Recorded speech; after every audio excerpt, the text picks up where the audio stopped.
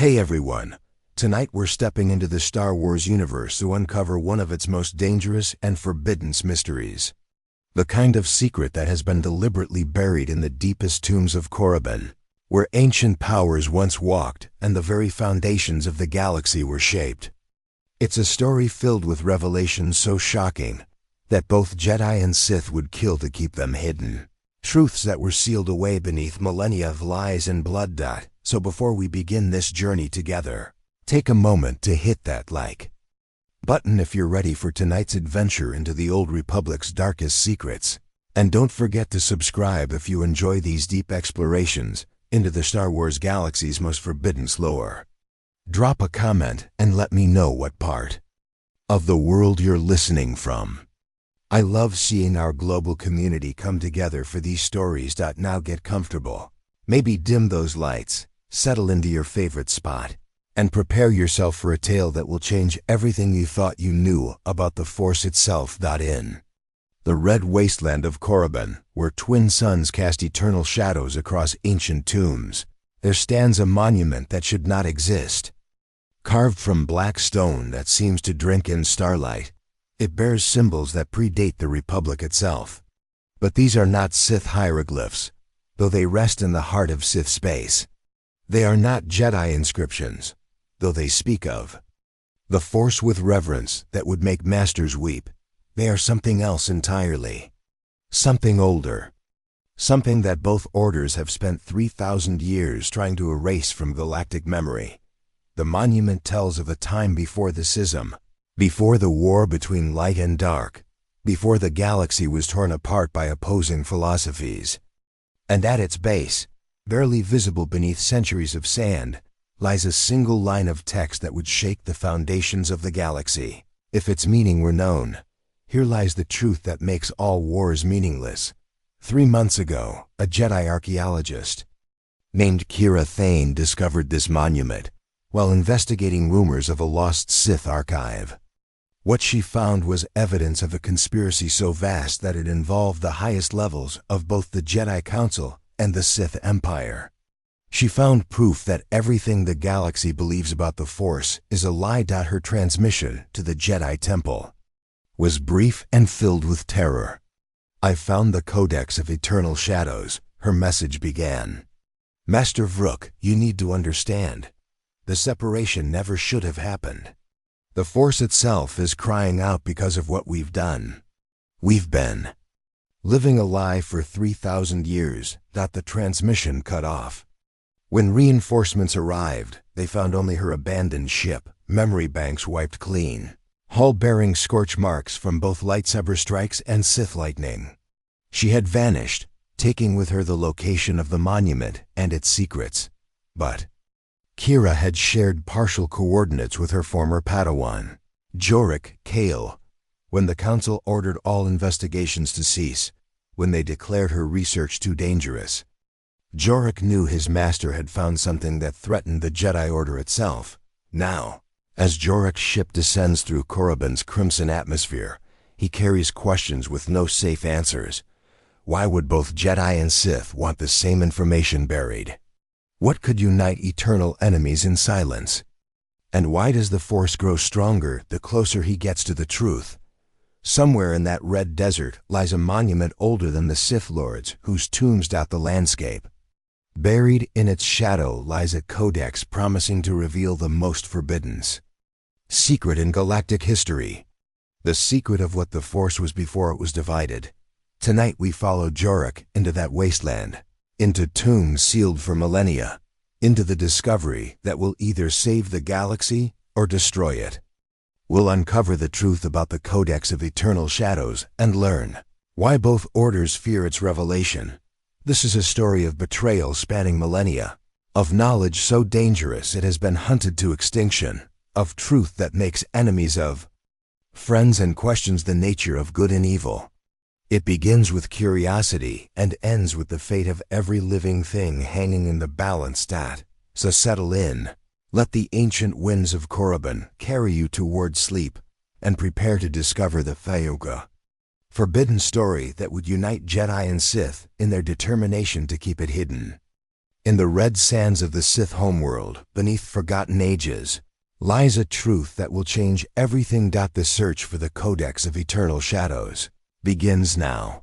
Jorok Kael's starfighter pierced through the crimson veil of Korriban's atmosphere. Like a silver needle threading through blood-soaked silk, the ancient Sith homeworld spread beneath him in all its terrible majesty, a landscape carved by millennia of dark-side energy into something that existed beyond the natural order. Red sand dunes rolled across the surface like frozen waves, broken only by the jagged spires of tombs that housed the galaxy's most feared tyrants. The Force presence here was overwhelming, not merely dark but ancient beyond comprehension.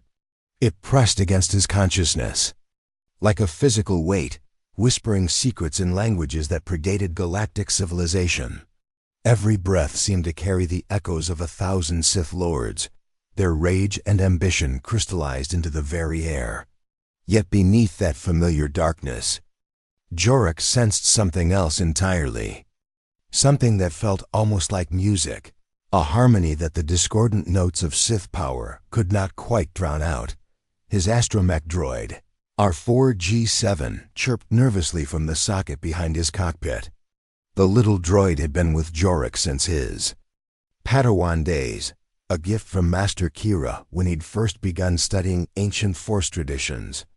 Unlike most astromechs, G7 had been modified with expanded memory banks, specifically designed to store archaeological data.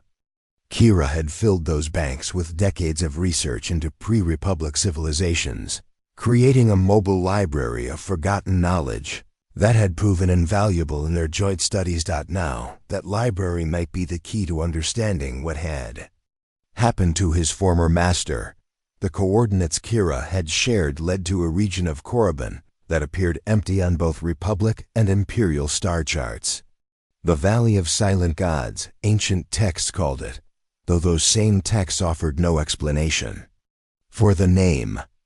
According to legend, it was a place where even the most powerful Sith lords feared to tread, where the very ground was said to devour the dark side energy that fed their power. Jorok adjusted his approach vector, guiding his fighter toward a plateau that rose from the valley floor like a stone altar. The landing zone was barely large enough for his ship, a narrow shelf of weathered rock that seemed to have been carved by wind and time into something resembling a natural landing pad. As his ship settled onto the ancient stone, the silence that followed was profound, as if the entire planet was holding its breath. The moment Jorok opened his cockpit, the Force hit him like a physical blow. Not the crushing darkness he had expected, but something far more complex. The dark side was certainly present, seething up from the tombs and monuments that dotted the landscape, but it was overlaid with something else. Something that felt almost like longing, as if the planet itself was reaching out for connection, for understanding, for an end to some cosmic loneliness that had persisted for eons. G7 extended his sensor array and began taking readings, beeping softly as data flowed into his memory banks. The little droid's scans revealed what Jorok's eyes had already told him. The plateau they had landed on was not natural. Beneath centuries of accumulated sand and rock dust lay the remains of a massive structure, something that had once rivaled the great temples of Coruscant in scope and ambition. But this was no Sith construction. The architectural patterns that G7's ground-penetrating sensors revealed were unlike anything in the Imperial database. The proportions were wrong for Sith aesthetics, too balanced, too harmonious. Where Sith architecture sought to intimidate and overwhelm, this ancient structure seemed designed to welcome and embrace. It was as if someone had built a temple dedicated not to conquest or domination, but to understanding. Jorik pulled his robes tighter against the desert wind and began walking toward the coordinates Kira had transmitted. Each step seemed to resonate through the ancient stone beneath his feet, as if the plateau itself was responding to his presence. The Force grew stronger with every meter, but it was not the chaotic maelstrom of dark side energy he had encountered in other Sith ruins. Instead, it felt focused, purposeful, as if it was guiding him towards something specific. The monument rose from the sand like a prayer made manifest in stone.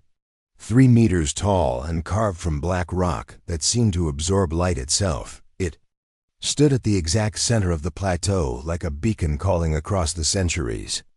The symbols that covered its surface were unlike anything Jurek had seen in his years of archaeological study. They were not the angular, aggressive hieroglyphs of the Sith, nor the flowing, elegant script of the ancient republic. Instead, they seemed to combine elements of both traditions while belonging fully to neither. G7 rolled up beside him, sensors extended, recording everything.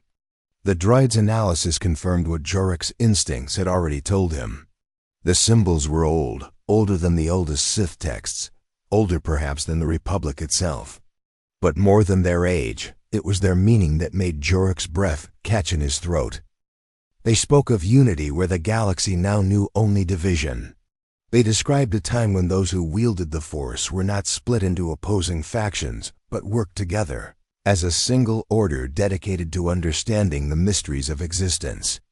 They told of practitioners who embraced both passion and serenity, who saw strength and peace not as contradictions, but as complementary aspects of a greater whole. At the base of the monument, exactly where Kira had described, lay the inscription that had driven her to send that desperate transmission to the Jedi Temple.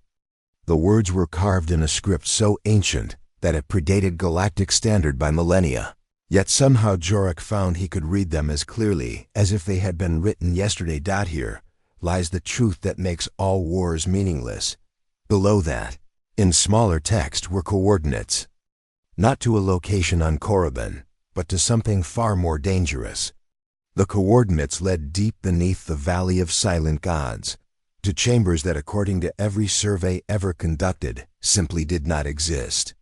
But G7 sensors were detecting artificial structures far below their feet, vast complexes that had somehow remained hidden from every expedition that had ever explored this region.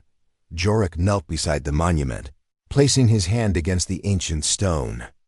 The moment his skin made contact, the Force exploded around him in a cascade of sensation that nearly drove him to his knees. But this was not the crushing assault of dark side power. Instead, it felt like coming home after a lifetime of exile, like finding a missing piece of himself that he had never known was lost. Images flashed through his mind with the speed of hyperspace.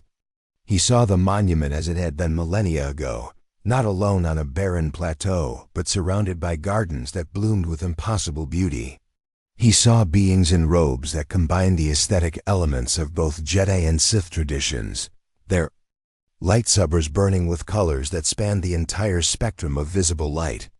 He saw libraries filled with knowledge that could transform the galaxy, healing techniques that could cure any wound, technologies that could bring peace to worlds torn apart by war. And he saw the moment when it all came crashing down, the schism that tore the ancient order apart, the deliberate destruction of knowledge that could have prevented millennia of conflict, the conspiracy that had hidden the truth so completely that even legends of it had been erased from galactic memory. Both Jedi and Sith working together for perhaps the only time in recorded history to ensure that the secret of their common origin would never be revealed. When the vision faded, Jurek found himself on his knees in the sand, tears streaming down his face. G7 was beeping frantically, trying to revive him, but Jurek barely heard the droid's electronic concern. The truth was too overwhelming, too complete, too devastating in its implications. Everything the galaxy believed about the Force was built on a lie. The eternal war between light and dark, the philosophical divide that had shaped galactic history for 3,000 years. The very foundation of both Jedi and Sith identity was nothing more than the remnant of an ancient mistake. A schism that had been deliberately preserved and cultivated by those who feared what unity might mean for their power. The Codex of Eternal Shadows was not just a collection of ancient knowledge. It was proof that the galaxy's greatest enemies had once been family, that the Force itself had been wounded by their separation, that every conflict since the schism was simply the echo of a single moment when fear had triumphed over wisdom. Now, Jorek understood why Kira had disappeared, why both orders would kill to keep this secret, why the coordinates led to chambers that officially did not exist. The truth was not just dangerous to the current power structure of the galaxy. It was an existential threat to the very concept of Jedi and Sith as separate entities. But as he stood in the shadow of the ancient monument, feeling the weight of millennial secrets pressing down upon him, Jorek made a choice that would change the course of galactic history. He would follow those coordinates into the depths beneath Korriban. He would find the Codex of Eternal Shadows, and he would discover what had really happened to Master Kira. Thane, the Force itself seemed to whisper its approval as he and G7 began the journey toward the hidden entrance to the underground complex. Behind them, the monument stood silent and eternal, keeping its vigil over truths that had been buried but never truly destroyed. In the depths below, ancient mechanisms stirred to life, responding to the presence of one who carried the bloodline of the original order. The Codex was waiting, and with it, the power to heal a galaxy that had been broken for far too long. The hidden entrance revealed itself only when Jorek placed both hands against a seemingly solid section of the plateau's stone face. Ancient mechanisms dormant for millennia recognized something in his Force signature and responded with a grinding rumble that seemed to emerge from the planet's core itself. A section of rock the size of a starfighter bay door pivoted inward, revealing a passage that descended into absolute darkness. The air that flowed up from the depths carried scents that defied explanation. There was the expected mustiness of ages, the mineral tang of deep stone, but beneath those familiar odors lay something else entirely. It smelled like libraries and gardens, like meditation chambers and workshops where impossible technologies had once been crafted. Most unsettling of all, it smelled alive, as if the complex below had been waiting in some form of suspended animation for exactly this moment. G7's headlamp cut through the darkness as they began their descent, revealing walls covered in the same impossible script that had adorned the monument above. But here, deeper in the complex, the symbols seemed to pulse with their own internal light, creating a soft illumination that made the droid's artificial lighting almost unnecessary. The passages were wide enough for several people to walk abreast, carved with the same harmonious proportions that had characterized the monument. Every surface bore inscriptions, creating the impression that they were walking through the pages of some vast book written in stone. As they moved deeper, Jorek began to understand that this was not simply a hidden archive or buried temple. The complex was a city, a vast underground metropolis that had once housed thousands of beings. Side passages branched off from the main corridor, leading to chambers that had served as living quarters, workshops, meditation halls, and gathering spaces. The architecture spoke of a civilization that had achieved perfect balance between individual contemplation and communal harmony, but it was the silence that struck him most profoundly. Not the empty silence of abandonment, but the pregnant quiet of a place holding its breath, waiting for something that had been delayed, but never abandoned. The Force here was unlike anything Jorek had experienced. It did not push or pull, not whisper seductive promises of power or demand submission to rigid codes. Instead, it simply was, present and patient and utterly without judgment. G7's sensors detected the first signs of habitation about 2 kilometers down the main passage. Environmental controls that still functioned after uncounted centuries, maintaining perfect temperature and humidity. Air recycling systems that drew upon geothermal vents deep beneath Korriban's surface. Most remarkably, there were signs that parts of the complex had been accessed recently. Very recently. The footprints in the ancient dust were unmistakably human, and Jorek's heart clenched as he recognized the distinctive pattern of Republic archaeological boots. Master Kira had been here, had walked these same passages, had breathed this same and possibly preserved air. But she had not been alone.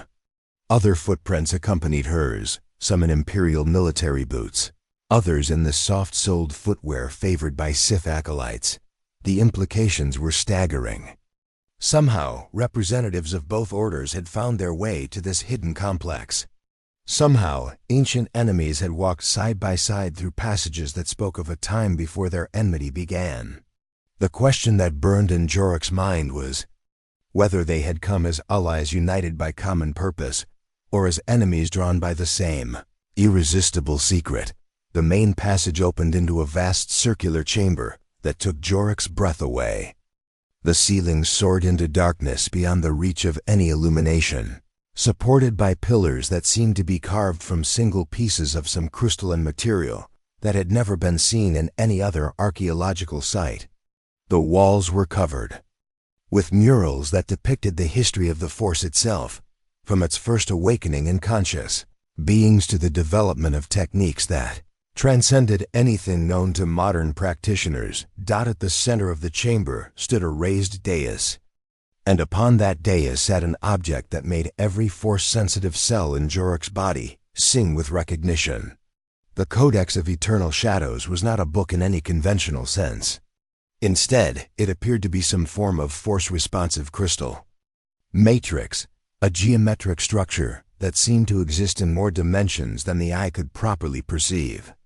It pulsed with a gentle inner light that cycled through colors that had no names, and around its base, holographic symbols appeared and disappeared in patterns that suggested vast complexity, operating according to principles beyond current understanding.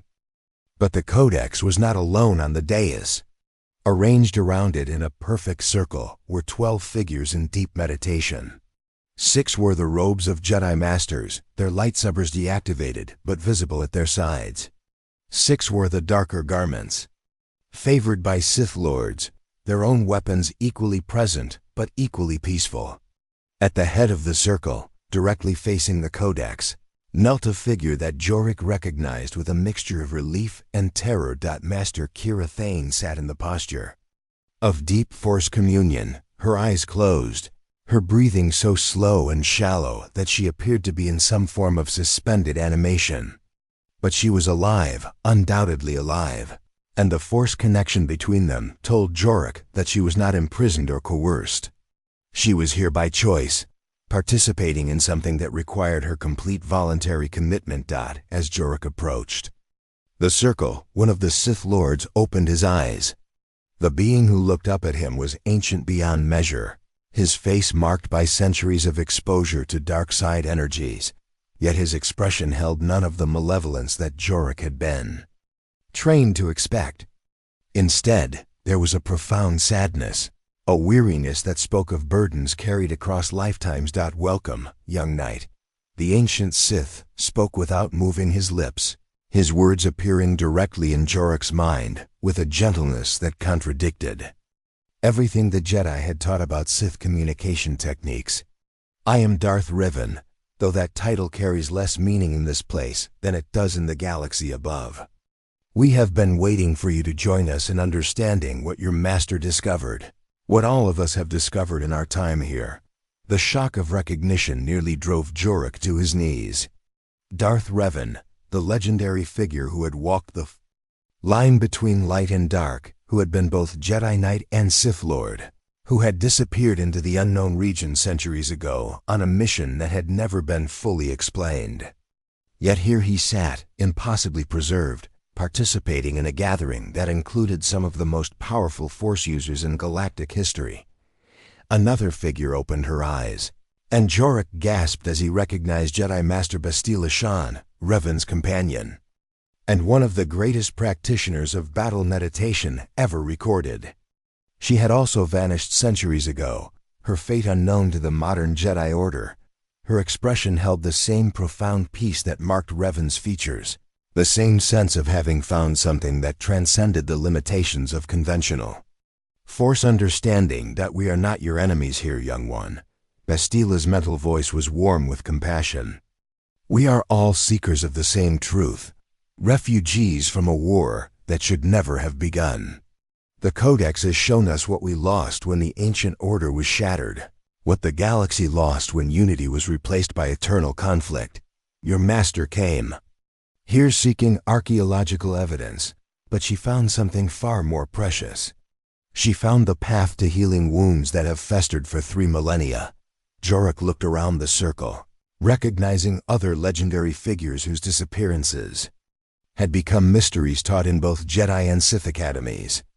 Here sat beings who had supposedly died in battle, who had vanished during diplomatic missions, who had simply walked away from their orders without explanation. All of them had found their way to this hidden chamber. All of them had encountered the Codex of Eternal Shadows, and all of them had chosen to remain. The Codex itself seemed to respond to his presence, its pulsing light growing brighter, its holographic symbols arranging themselves into patterns that spoke directly to his consciousness. Without words, without formal instruction, Jorok began to understand what the device truly was. It was not simply a repository of ancient knowledge, but a living record of the Force itself, a crystallization of every truth that had been discovered by practitioners across the eons. But more than that, it was a key to understanding how the artificial division between light and dark had been created, how it had been maintained, and most importantly, how it might be healed. The knowledge contained within the Codex was not merely historical, it was transformative. It offered the possibility of ending the eternal war between Jedi and Sith by revealing the fundamental unity that had always existed beneath their apparent opposition. As Jorok knelt at the edge of the circle, feeling the Codex's influence washing over him like warm sunlight, he began to understand why these legendary figures had chosen to remain hidden. They were not imprisoned by the knowledge they had gained, they were transformed by it. They had become something new, something that transcended the limitations of both Jedi and Sith traditions, while honoring the truth that lay at the heart of both. The Force moved through the chamber like a living thing, connecting all 12 meditating figures in a web of shared consciousness that included past, present, and future in a single eternal moment. And as Jorok allowed himself to be drawn into that communion, as he felt his individual awareness expanding to encompass perspectives that spanned centuries, he realized that Master Kira had not disappeared at all. She had been reborn into something larger than herself, something that offered hope for a galaxy that had forgotten what peace could look like. The question now was whether Jorok had the courage to follow her example, to become part of the solution to a conflict that had shaped galactic civilization for millennia. The Codex pulsed with patient invitation, offering knowledge that could change everything, demanding nothing but the willingness to see truth without the filters of preconception. Around the circle, 12 of the galaxy's greatest Force users waited to welcome him into an understanding that promised to heal wounds that most beings considered eternal. The choice was his, and the galaxy's future hung in the balance. The moment Jorok's consciousness touched the outer edge of the circle's shared meditation, reality exploded into fragments of light and memory. He found himself experiencing not just his own perceptions, but the combined awareness of 12 of the most powerful Force users who had ever lived. The sensation was overwhelming, like trying to contain an ocean within a single drop of water. Yet somehow his mind expanded to accommodate the impossible influx of knowledge and experience. Through Master Kira's memories, he witnessed her initial discovery of the monument, felt her growing excitement as she deciphered the ancient symbols, experienced her shock as she realized the implications of what she had found. But her memories went deeper than that single moment of revelation. The Codex had shown her visions of the ancient past, scenes from the time before the schism when Force users had worked together in perfect harmony. He saw the original Jedi Order as it had truly existed, not the simplified version recorded in fragmentary historical texts, but the living reality of a civilization that had achieved perfect balance between all aspects of the Force. These ancient practitioners had not divided, existence into artificial categories of light and dark, good and evil, passion and serenity. Instead, they had understood that all aspects of the Force were part of a greater whole, each necessary and valuable when properly integrated with the others. The Jedi had built magnificent cities on dozens of worlds, centers of learning where beings from across the galaxy came to study the mysteries of existence. They had developed technologies that seemed like magic to modern eyes, healing techniques that could restore life to the dying, methods of space travel that transcended the limitations of conventional hyperdrive systems. Most remarkably, they had achieved something that the current galaxy considered impossible. They had created a civilization without war, without conflict, without the endless cycle of conquest and resistance that had defined galactic history for millennia. But through Darth Revan's memories, Jorok also witnessed the moment when that golden age came crashing down. The schism had not been a natural development, an inevitable philosophical disagreement that had grown beyond control. Instead, it had been deliberately engineered by a small group of Jedi who had become convinced that the Order's inclusive philosophy was preventing them from achieving their full potential. These dissidents, led by a charismatic figure whose name had been erased from all records, had argued that true power could only be achieved through focus, through choosing one aspect of the Force and pursuing it to its ultimate conclusion. They had rejected the ancient wisdom that spoke of balance and integration, insisting instead that compromise was weakness, that true strength came from absolute commitment to a single path. The split had been traumatic beyond description. Families had been torn apart. Master and student had turned against each other. Worlds that had known only peace for centuries had been consumed by civil war. The technologies that had made Jedi civilization possible had been destroyed or hidden. The great libraries had been burned. The centers of learning had been reduced to rubble.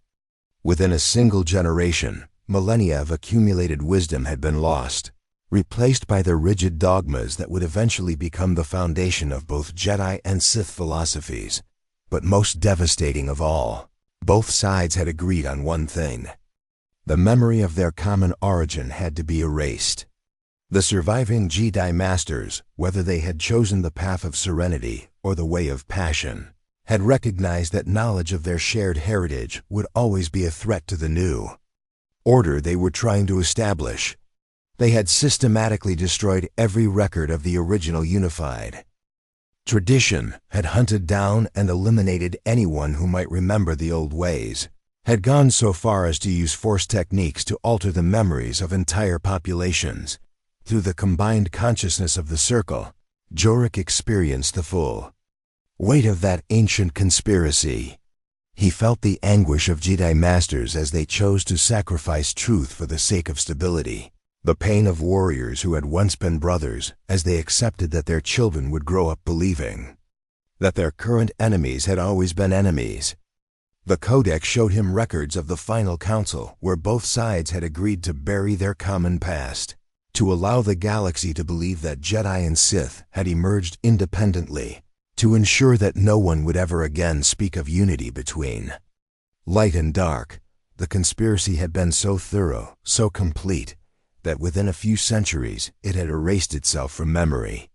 The beings who had engineered the Great Deception had died, taking their secrets with them, leaving behind only the two warring factions they had created. The few surviving records had been sealed away in places like this underground complex, protected by Force techniques that ensured they would only be found by beings who were ready to understand their significance. But as Jorok delved deeper into the Codex's revelations, he began to understand that the ancient conspiracy had consequences that reached far beyond the obvious political and military conflicts between Jedi and Sith. The Force itself had been wounded by the artificial division, its natural flow disrupted by the insistence that its various aspects be kept separate and opposed. The galaxy had been thrown out of balance, not just politically, but spiritually, cosmically, in ways that affected every living being. Through Master Bastila's memories, He experienced the growing realization that had driven her to abandon her position within the Jedi Order. She had discovered that the chronic instability of galactic civilization, the endless cycle of wars and disasters that had plagued the galaxy for 3 millennia, was directly connected to the force imbalance created by the ancient schism. Every conflict, every tragedy, every moment of unnecessary suffering could be traced back to that original moment when unity had been replaced by division. The implications were staggering. The Clone Wars, the rise of the Empire, the countless smaller conflicts that had claimed billions of lives across the centuries, all of these were symptoms of a single underlying problem. The Force had been artificially constrained, forced into patterns that violated its essential nature. The galaxy was sick, and it would remain sick until the original wound was healed. But healing that wound would require more than simply revealing the truth about ancient history. The Codex made it clear that the division between light and dark had become so deeply embedded in galactic consciousness that simply telling people about their common origin would not be enough. The artificial categories had been reinforced by 3,000 years of warfare, by countless generations of beings who had been raised to see their philosophical opposites as irredeemable enemies.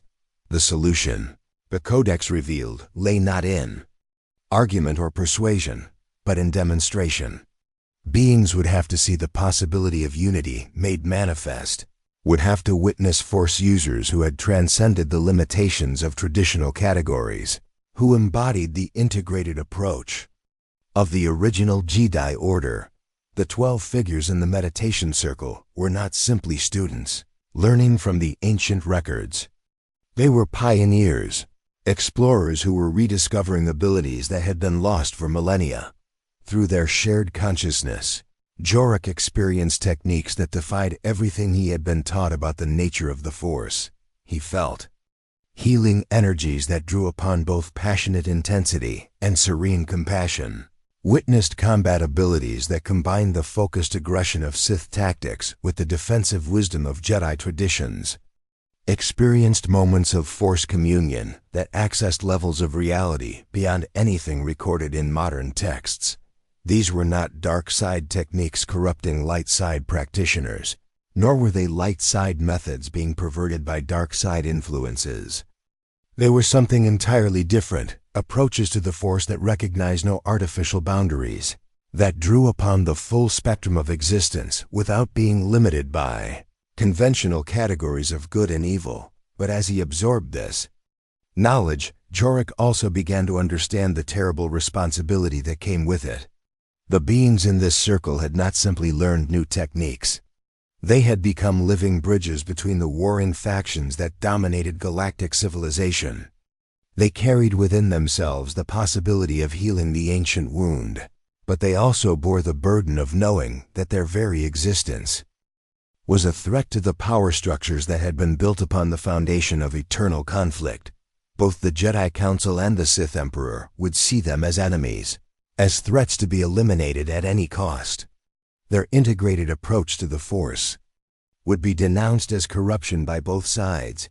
Their attempts to reveal the truth about ancient history would be suppressed with extreme prejudice. They could not simply return to their former lives and attempt to reform their respective orders from within. The knowledge they possessed was too dangerous, too revolutionary, too completely opposed to everything that both Jedi and Sith had believed for 3 millennia. That was why they had remained hidden, why they had allowed the galaxy to believe them dead or vanished. They were not cowards fleeing from responsibility, but strategists preparing for a revelation that would shake the foundations of galactic civilization. They were waiting for the right moment, for the proper circumstances, for the conjunction of events that would allow them to emerge from hiding and begin the long process of healing the galaxy's deepest wounds. And as Jorok felt his own consciousness beginning to merge more completely with the Circle's shared awareness, as he experienced his individual identity expanding to encompass perspectives that spanned centuries of experience, he realized that his arrival might be the sign they had been waiting for. Master Kira had not summoned him here by accident. The Force itself had guided him to this place, at this time, for a purpose that was only now beginning to become clear. The galaxy stood at a crossroads, balanced between the familiar chaos of eternal conflict and the possibility of a transformation that would remake civilization itself. The choice of which path to take would not be made by armies or governments, but by individuals who possessed the courage to embrace a truth that had been buried for 3,000 years. The Codex pulsed with patient invitation, offering Jorek the same choice it had offered to every being who had entered this sacred space. He could cling to the comfortable certainties of his Jedi training, could return to the surface and report his discoveries to the Council, could allow others to decide how this knowledge should be used. Or he could take the final step, could allow his consciousness to merge completely with the ancient wisdom preserved within the crystal matrix, could become part of the solution to a problem that most beings considered unsolvable. The circle waited. 12 legendary figures holding their breath as a young Jedi Knight faced the most important decision in galactic history. The weight of decision pressed against Jorek's consciousness like a physical force. But as he knelt at the edge of the meditation circle, something unexpected happened. Instead of the overwhelming pressure he had anticipated, he felt a profound sense of peace settling over him. The choice before him was monumental, world-changing, but it was also somehow inevitable. Every moment of his life, every step of his journey as a Jedi, every question he had ever asked about the nature of the Force had been leading him to this precise instant. Through the shared awareness of the circle, he felt Master Kira's gentle presence reaching out to him, not to influence his decision, but simply to offer comfort and understanding. Her mental voice, when it came, carried all the warmth and wisdom he remembered from their years of study together, but it was deepened now by knowledge that transcended anything the Jedi archives contained. "You feel the fear," she said without words, her thoughts flowing directly into his consciousness. "The fear of losing yourself, of becoming something other than what you have always been. That fear is natural, Jorek. It is the same fear that every being in this circle has faced. But what we discovered is that we did not lose ourselves when we embraced the complete truth about the Force. Instead, we found ourselves for the first time." The truth of her words resonated through him as he felt the edges of his individual consciousness beginning to blur, not disappearing but expanding to encompass perspectives and experiences that had once belonged to others. He was still Jorek Kale, still the young Jedi Knight who had grown up in the temple on Coruscant, still the student who had spent countless hours in libraries studying the mysteries of ancient civilizations. But he was also becoming something more, something that included those experiences while transcending their limitations. Through Darth Revan's memories, he experienced what it felt like to walk the line between light and dark without being corrupted by either extreme. The ancient Sith Lord had spent decades believing that power came from embracing passion and rejecting restraint. But his time with the Codex had shown him that true strength lay in integration, in finding the harmony that existed at the heart of apparent opposition. The dark side. Techniques that had once seemed like expressions of pure malevolence were revealed to be incomplete fragments of a greater whole, powerful but limited by their isolation from complementary forces. Similarly, through Master Bastila's experiences, Jorek came to understand how the rigid disciplines of the Jedi Order, while valuable in their own right, represented only half of the equation. The serenity and compassion that formed the foundation of Jedi philosophy were essential elements of Force mastery, but when separated from the passion and intensity that the Sith had claimed as their exclusive domain, they became static, unable to adapt to the dynamic challenges that real life presented. The revelation was both simple and profound. The Force was not a battlefield where opposing armies fought for supremacy. It was a river, a living flow of energy that naturally included currents of every possible intensity and direction. The ancient Jedi had understood this truth and had built their entire civilization around the principle of navigating that river with skill and wisdom, using whatever currents were appropriate for their current needs without being defined or limited by any single approach. But as Jorek's awareness expanded to encompass this larger understanding, he also began to grasp the full magnitude of what had been lost when the schism occurred. The Codex showed him visions of Jedi healers who could cure diseases that modern medicine considered incurable, not through dark side techniques of life manipulation or light side methods of passive channeling, but through approaches that combined both in perfect harmony. He witnessed engineers who could create technologies that seemed to operate by pure magic, drawing upon force principles that transcended the limitations of conventional physics. Most remarkably, he experienced moments of pure communion with the Force itself, states of consciousness where individual identity dissolved into something vast and eternal and utterly loving. These were not the ecstatic visions of power that seduced so many to the dark side, nor were they the detached meditative states that Jedi Masters cultivated. Instead, they were encounters with the fundamental nature of existence itself, moments when the artificial boundaries between self and universe simply fell away. Through these shared experiences, Jorek began to understand why the beings in the meditation circle had chosen to remain hidden for so long. They were not simply learning new techniques or acquiring additional knowledge. They were undergoing a fundamental transformation, becoming something that had not existed in the galaxy for 3 millennia. They were becoming Jedi once again, but Jedi who possessed the accumulated wisdom of 3,000 years of division, who understood both the value and the limitations of the paths that had emerged from the ancient schism. The process was not without its challenges. Each member of the circle had been forced to confront aspects of themselves that their original training had taught them to suppress or deny. Former Jedi had to acknowledge the role that passion and intensity played in their deepest motivations. Former Sith had to accept that their pursuit of power had been driven by a longing for connection and meaning that could never be satisfied through domination alone. But as these internal conflicts were resolved, as the artificial divisions within their own consciousness were healed, each practitioner had discovered abilities that surpassed anything they had achieved through conventional training. They could heal with a touch, could perceive the flow of events across vast distances of space and time, could manipulate matter and energy with a precision that bordered on the miraculous. They had become living demonstrations of what the Force could accomplish when its practitioners embraced its complete nature rather than limiting themselves to arbitrary fractions. Yet with these expanded abilities came an even greater responsibility. The knowledge they possessed was not simply powerful. It was transformative on a galactic scale.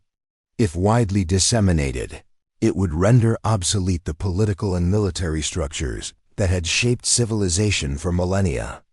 The eternal war between Jedi and Sith would become meaningless once beings understood that the philosophical divisions underlying that conflict were based on incomplete understanding. The religious and cultural institutions that had grown up around those divisions would be forced to confront the fact that their most fundamental beliefs were built on carefully constructed lies. The implications extended far beyond the Force-using communities that had been most directly affected by the ancient conspiracy. Governments that derived their legitimacy from the protection they offered against eternal enemies would find themselves without purpose. Military organizations whose entire identity was built around fighting specific opponents would be forced to reconceptualize their role. Economic systems that profited from perpetual conflict would face the prospect of genuine, lasting peace. Beings in the meditation circle understood that revealing the truth about the Force would unleash changes that could not be controlled or predicted. Some of those changes would undoubtedly be beneficial, bringing an end to suffering that had persisted for generations. But others might be catastrophic, as established institutions collapsed in social structures that had provided stability. For billions of beings simply ceased to function. That was why they had chosen to proceed carefully, to prepare thoroughly, to wait for the right moment to emerge from hiding. They were not cowards, but they were also not fools.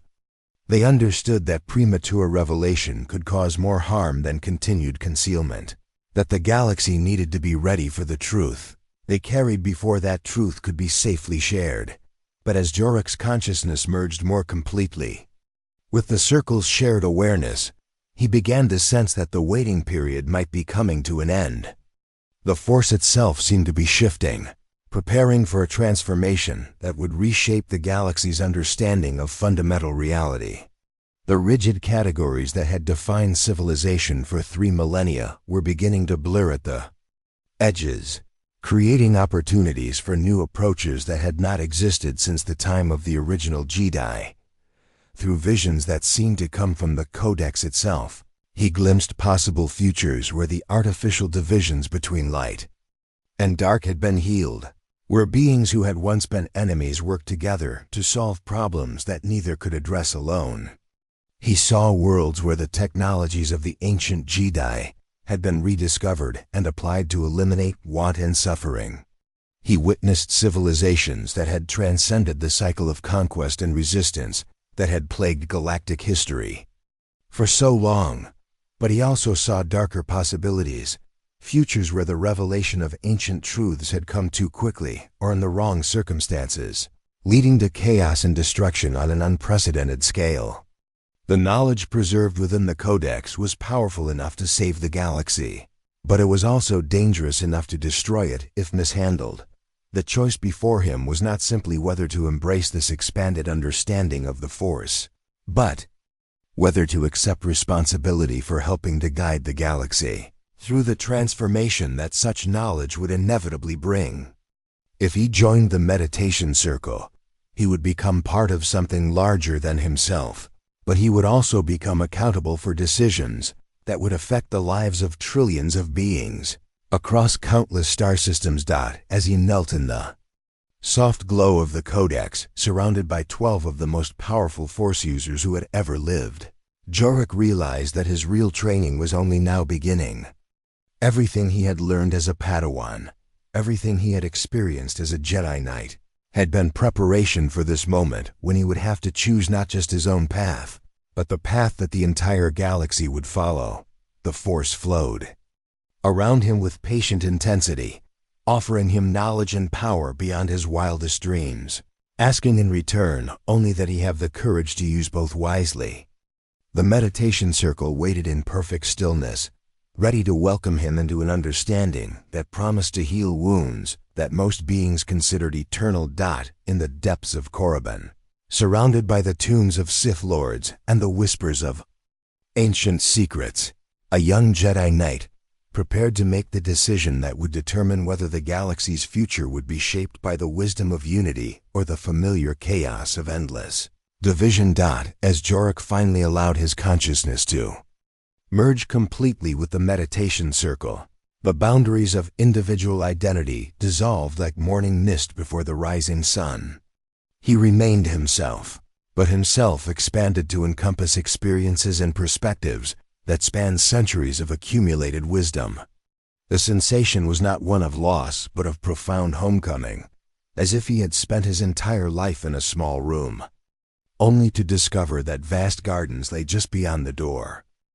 The Codex responded to his full acceptance by revealing layers of knowledge that had remained hidden even from the other members of the circle.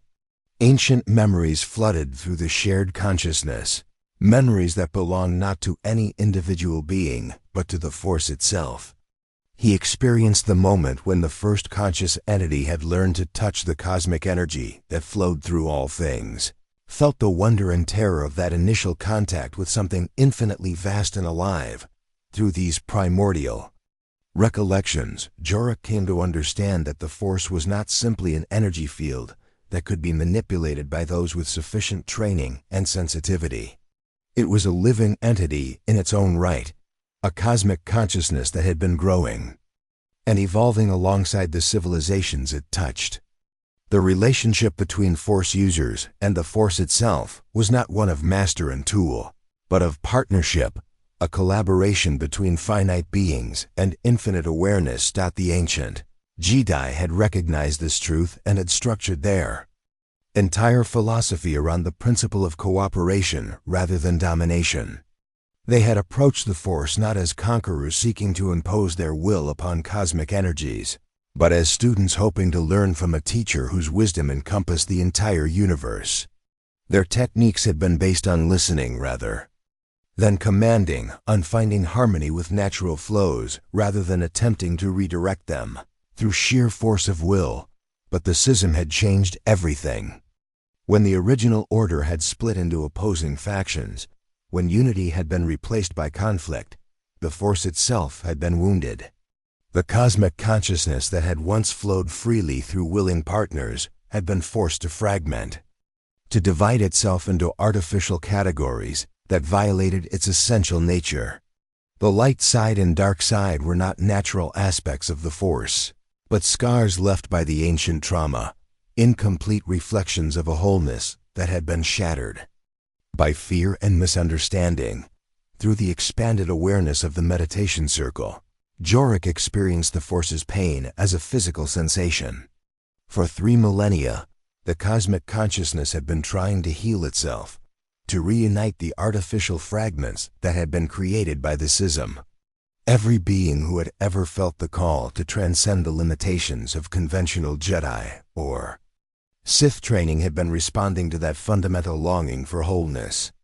Every moment of doubt about rigid orthodoxies, every question about the necessity of eternal conflict, every dream of a galaxy where former enemies might become allies, had been inspired by the Force's own desire for integration.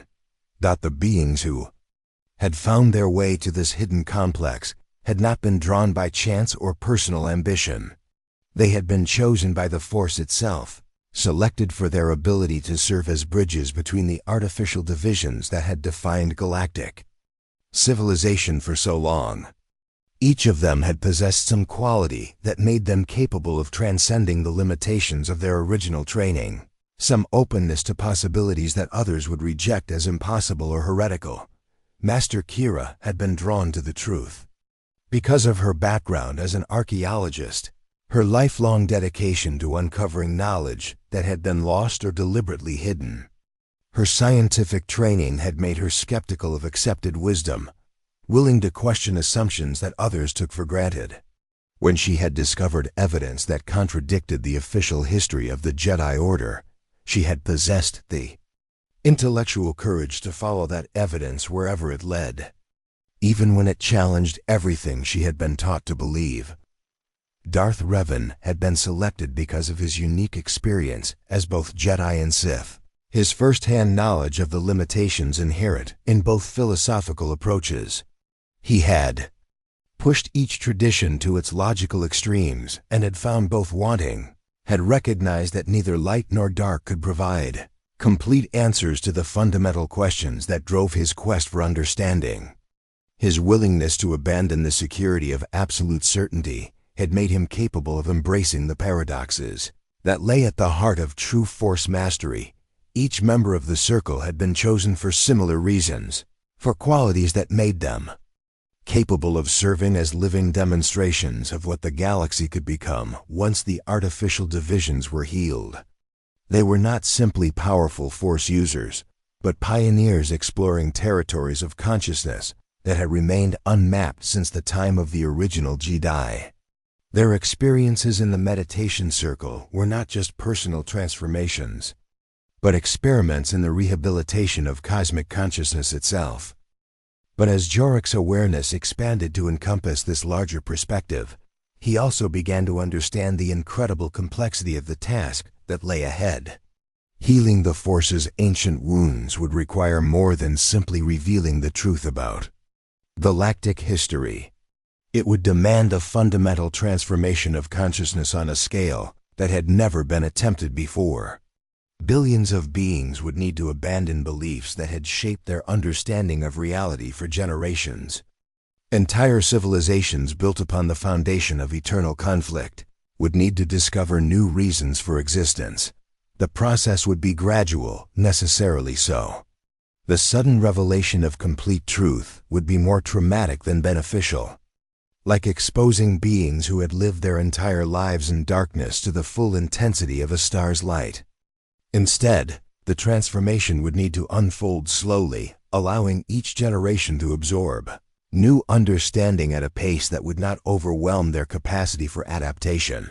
Through the Codex's visions, Jorik glimpsed the strategy that the meditation circle had been developing during their years of hidden study.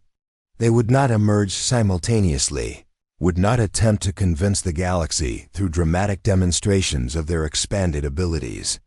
Instead, they would return to the surface one by one, taking up positions of influence within existing institutions, gradually introducing concepts and techniques that would prepare the way for larger revelations. Some would return to the Jedi Order, becoming teachers who subtly expanded their students' understanding of the Force's nature. Others would infiltrate Sith hierarchies, using their positions to demonstrate that power could be achieved through integration rather than domination. Still others would work outside both traditions entirely, becoming independent agents who could bridge the gap between opposing factions. The process would take generations, perhaps centuries, but it would be thorough. By the time the full truth was revealed, the galaxy would be ready to receive it. The rigid orthodoxies that currently defined Force-using communities would have evolved into more flexible approaches. The political and military structures that depended on eternal conflict would have adapted to embrace new possibilities. The cultural institutions that had grown up around the artificial divisions would have discovered new purposes that did not require the perpetuation of ancient hatreds. But even as he absorbed these long-term strategies, Jorik sensed that events in the galaxy above were accelerating in ways that might force a change in their careful plans. Through the Force, he could feel tremors of coming chaos, signs that the current balance of power was becoming increasingly unstable. The eternal war between Jedi and Sith was approaching some kind of climax, a confrontation that would either destroy both orders entirely or forge them into something new. The Force itself seemed to be growing restless, tired of the artificial constraints that had been imposed upon it for so long. The cosmic consciousness that had been fragmented by the ancient schism was beginning to reassert its essential unity, creating disturbances that sensitive beings across the galaxy were starting to notice. Reports were reaching even this hidden complex of Jedi who had experienced visions of harmony with their supposed enemies, of Sith who had discovered that their pursuit of power was ultimately empty, without connection to something larger than themselves. The time of hiding was coming to an end, whether the meditation circle was ready or not.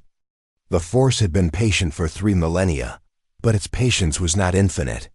The healing process that had begun in this underground complex would soon need to extend to the galaxy at large, regardless of the risks involved. As this realization settled over the shared consciousness of the circle, Jorik felt a subtle shift in the group's collective intention. The careful, gradual approach they had been planning would need to be abandoned in favor of something more immediate, more direct. The galaxy was approaching a crisis that could not be resolved through conventional means, a moment when only the complete truth about the Force's nature would be sufficient to prevent catastrophe. The question was no longer whether to reveal their knowledge, but how to do so in a way that would maximize the chances of success while minimizing the potential for disaster. They would need to emerge from hiding soon, would need to take active roles in the conflicts that were brewing in the galaxy above. The time for meditation and study was ending. The time for action was about to begin, but first there was one more revelation that the Codex needed to share. One final secret that would determine how the coming transformation would unfold.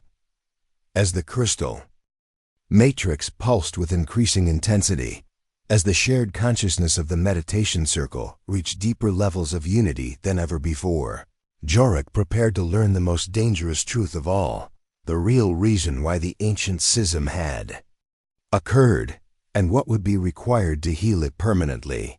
The Force held its breath as cosmic secrets, prepared to reveal themselves to beings who were finally ready to hear them.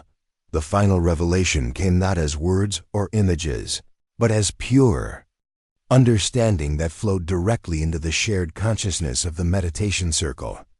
The truth was so profound, so fundamentally different from everything that had been believed for 3 millennia, that it took several moments for even their expanded awareness to fully comprehend its implications.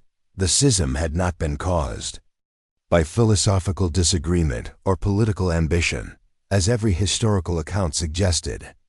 It had not emerged from the natural evolution of different approaches to force mastery, nor had it been the result of corruption or external influence. Instead, it had been a deliberate sacrifice, a conscious choice made by the greatest masters of the original Jedi, ordered to save the galaxy from something far more dangerous than mere civil war. Through the Codex's deepest memories, the Circle experienced visions of the true ancient enemy, a force of absolute negation that had emerged from the spaces between galaxies, seeking to consume all life, all consciousness, all possibility itself. This entity, known to the original Jedi only as the Void, represented the antithesis of everything the Force embodied. Where the Force was connection, the Void was isolation. Where the Force was growth and change, the Void was stagnation and entropy. Where the Force flowed through living beings to create ever greater complexity and beauty, the Void sought to reduce all existence to uniform nothingness. The Void had been drawn to their galaxy by the very success of Jedi civilization. The harmonious integration of all Force aspects had created a beacon of unified consciousness that could be perceived across intergalactic distances. Like a flame attracting insects, the profound peace and wisdom achieved by the Jedi had inadvertently called to something that sought to extinguish all such lights in the cosmic darkness. The war against the Void had been unlike anything recorded in galactic history. It was not a conflict fought with lightsabers and starships, but a battle for the fundamental nature of reality itself. The enemy did not seek to conquer or rule, but simply to unmake, to reduce the complex tapestry of existence to the simple absence of being. Entire star systems had been consumed not through destruction, but through a more horrifying process, a gradual dissolution of the very concepts that allowed matter and energy to maintain coherent form. The Jedi Masters had discovered that their unified approach to the Force, while incredibly powerful, was also vulnerable to the Void's negating influence. The perfect integration they had achieved made them susceptible to a form of spiritual contagion that could spread through their interconnected consciousness like wildfire. When the Void touched one Jedi Master, the corruption could flow through the bonds of shared understanding to affect entire communities, turning their greatest strength into a fatal weakness. Faced with the imminent extinction of all life in the galaxy, the greatest Jedi Masters had made an unthinkable choice. They had deliberately shattered their own unity, had torn apart the integrated consciousness that had taken millennia to achieve, had created artificial divisions that would make their order incapable of the perfect harmony that the Void could exploit. The schism had not been a failure of wisdom or a triumph of fear, but the ultimate sacrifice, the willing destruction of everything they valued most in order to preserve the possibility that life might continue to exist. The process had been agonizing, beyond description. Masters who had shared consciousness for centuries had been forced to sever their connections, to exile themselves from the unified awareness that had given their lives meaning. The techniques that had allowed them to transcend individual limitation had been abandoned, replaced by deliberately restrictive practices that would prevent future generations from achieving the dangerous perfection of their ancestors. But the sacrifice had worked. The Void, deprived of the unified target it sought, had been unable to establish a foothold in the galaxy's consciousness. The artificial divisions created by the schism had made the Force itself resistant to negation, its fragmented nature providing multiple independent centers of power that could not be simultaneously corrupted.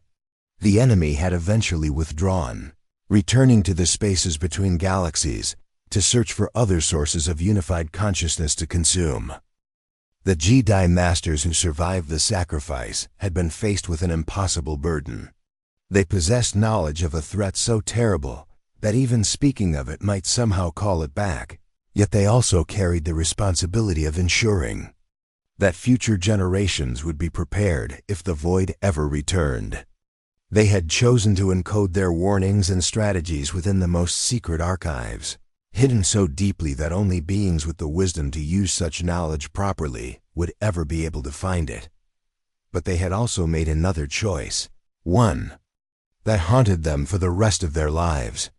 They had decided that the artificial divisions they had created to resist the void must be maintained, even after the immediate threat had passed. The unity that had been their greatest achievement had also been their greatest vulnerability, and they could not risk recreating it until they had found a way to make it resistant to negation. The solution they had developed required a form of consciousness that had never existed before, an integration that was simultaneously unified and diverse, harmonious yet independent. Future generations would need to achieve something that transcended the simple unity of the original Jedi Order, a form of collective awareness that could maintain perfect cooperation while preserving the individual autonomy that made it immune to the void's influence. But creating such consciousness would require the willing participation of beings who had been trained in the artificial divisions, who understood both the value and the limitations of the separated approaches to the Force. The future Jedi would need to be more than their ancestors had ever been, capable of achieving unity without sacrificing the very diversity that made that unity valuable. Through the Codex's revelations, the meditation circle came to understand that they were not simply rediscovering ancient knowledge, but participating in the completion of a plan that had been 3 millennia in the making. The beings who had found their way to this hidden complex had been guided not just by their own desires for understanding, but by the subtle influence of preparations made by masters whose names had been lost to history. The careful selection process that had brought each member to the circle had been designed to ensure that they possessed the necessary combination of wisdom, power, and individual strength to attempt what their predecessors had been unable to achieve. They were not trying to recreate the original Jedi Order, but to evolve beyond it, to become something that could maintain the benefits of unity while avoiding the vulnerabilities that had made such unity dangerous. But as this understanding settled over their shared consciousness, the circle also grasped the magnitude of the responsibility they had accepted. The artificial divisions that had protected the galaxy for 3 millennia were beginning to break down, not through any conscious effort, but through the natural evolution of consciousness itself. The Force was healing from its ancient wounds, gradually reintegrating the fragments that had been created by the schism. This healing process was necessary and inevitable, but it was also dangerous. As the barriers between light and dark began to dissolve, as beings across the galaxy started to experience forms of Force sensitivity that transcended traditional categories, the unified consciousness that had attracted the void was slowly being recreated. If the process continued without guidance, if the integration achieved the same perfect harmony that had characterized the original Jedi Order, the ancient enemy might return to finish what it had started. The meditation circle represented the galaxy's only hope of achieving a form of unity that could resist negation. They were the prototype, the experimental attempt to create beings who could bridge the artificial divisions without falling into the trap that had doomed their predecessors. If they succeeded, if they could demonstrate that integrated consciousness was possible without vulnerability, they could guide the galaxy's natural healing process toward a safe conclusion. But if they failed, if their attempt at transcendence created the same weaknesses that had nearly destroyed all life 3 millennia ago, they might inadvertently signal the void that the galaxy was once again ready for consumption. The enemy might not return immediately, but cosmic consciousness had long memory, and the patterns that had attracted it once could easily do so again. The weight of this knowledge was almost unbearable, even distributed across 12 of the most powerful minds in galactic history. They were attempting something that had never been successfully achieved, trying to solve a problem that had baffled the greatest masters who had ever lived. The fate of every living being in the galaxy depended on their ability to transcend not just the limitations of conventional force training, but the fundamental paradox that had made unity and safety mutually exclusive. Yet as the full scope of their challenge became clear, the members of the meditation circle also felt a profound sense of purpose settling over their shared consciousness. They had been chosen for this task not despite the dangers involved, but because of them. The Force itself had guided their selection, had prepared them through decades of training and experience for this moment, when everything would depend on their wisdom and courage. The time for revelation was approaching, whether they felt ready or not. The galaxy's natural healing process was accelerating, and the artificial divisions that had protected civilization for 3 millennia were becoming increasingly unstable. Soon, beings across known space would begin to experience the same expanded awareness that the meditation circle had achieved, and they would need guidance to avoid the pitfalls that had nearly destroyed their ancestors. The circle would need to emerge from hiding, would need to take active roles in shaping the transformation that was already beginning. But they would also need to remain vigilant, constantly monitoring the cosmic consciousness for signs that their success was attracting unwanted attention from the spaces between galaxies. The greatest test in galactic history was about to begin, and the outcome would determine whether the Force would finally achieve the unity it had sought for 3 millennia, or whether that unity would once again prove to be the seed of ultimate destruction. The revelation of the Void's existence sent shockwaves through Jorok's consciousness that threatened to shatter his newly expanded awareness. The magnitude of the ancient threat was almost incomprehensible, a force of negation so absolute that it made the eternal war between Jedi and Sith seem like a minor disagreement between scholars.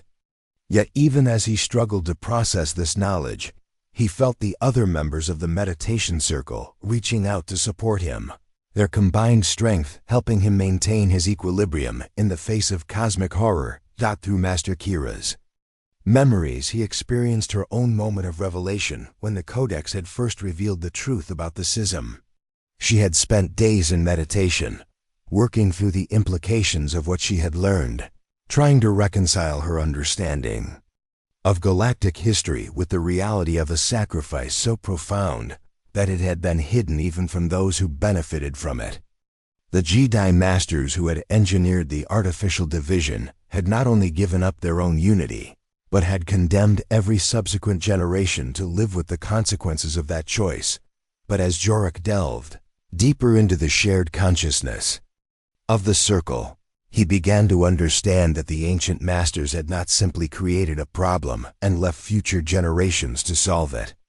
They had also established a complex system of safeguards and preparations, hidden mechanisms that would activate when the time came to attempt the dangerous process of reunification. The meditation circle itself was part of that system, a carefully designed experiment in controlled integration that had been planned from the very beginning. The location of the hidden complex had not been chosen randomly. Korriban's unique position in the galactic force field, its long history as a nexus of dark side energy, made it an ideal testing ground for beings attempting to transcend traditional categories. The planet's inherent darkness provided a counterbalance to the light side tendencies of most Jedi, while its ancient Sith ruins offered lessons in the dangers of pursuing power without wisdom. Any being who could achieve true integration in such a challenging environment would be capable of maintaining that balance under virtually any circumstances. Similarly, the selection process that had brought each member to the circle had been designed to ensure maximum diversity of perspective and experience. The group included beings from every major force-using tradition, representatives of different species and cultures, individuals who had approached the mysteries of existence from radically different angles. This diversity was not incidental but essential, providing the multiple viewpoints necessary to create a form of unified consciousness that could not be reduced to a single, vulnerable pattern. Through Darth Raven's experiences, Jorok learned about the careful psychological conditioning that each member had undergone during their time in the circle. The process was not simply a matter of learning new techniques or acquiring additional knowledge, but of fundamentally restructuring their approach to consciousness itself. They had been taught to maintain individual identity while participating in group awareness, to preserve personal autonomy while contributing to collective wisdom, to achieve unity without uniformity. The challenge was extraordinary. Most beings who achieved high levels of force mastery did so by focusing their consciousness, by developing singular dedication to particular approaches or philosophies. The meditation circle required its members to do the opposite, to maintain multiple perspectives simultaneously, to hold contradictory truths in perfect balance without resolving them into simple synthesis. It was like learning to think with several minds at once while remaining a single, coherent person. But the rewards of this difficult training were beyond anything that conventional force users could imagine. The integrated consciousness achieved by the circle members allowed them to perceive reality from angles that revealed hidden connections and possibilities. They could see the underlying patterns that connected apparently unrelated events, could predict the consequences of actions across vast scales of space and time, could manipulate the force in ways that seemed to violate the fundamental laws that governed conventional techniques. Yet with these expanded abilities came an acute awareness of their own limitations and responsibilities. Every action they took sent ripples through the galactic force field that could potentially attract unwanted attention from beyond the galaxy's borders. They had to be constantly vigilant, monitoring not just the immediate effects of their choices, but their long-term implications for cosmic consciousness as a whole.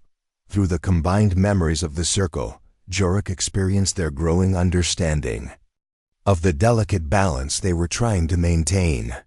The galaxy's natural healing process was accelerating, driven by forces beyond their control, but it was not proceeding in a uniform or predictable manner. Some regions of space were experiencing rapid integration of opposing force traditions, while others remained locked in ancient patterns of conflict. Some beings were spontaneously developing abilities that transcended conventional categories, while others were becoming more rigidly devoted to traditional orthodoxies. This uneven development created dangerous instabilities in the galactic force field. Areas where integration was proceeding too quickly risked creating the kind of unified consciousness that had attracted the void in ancient times.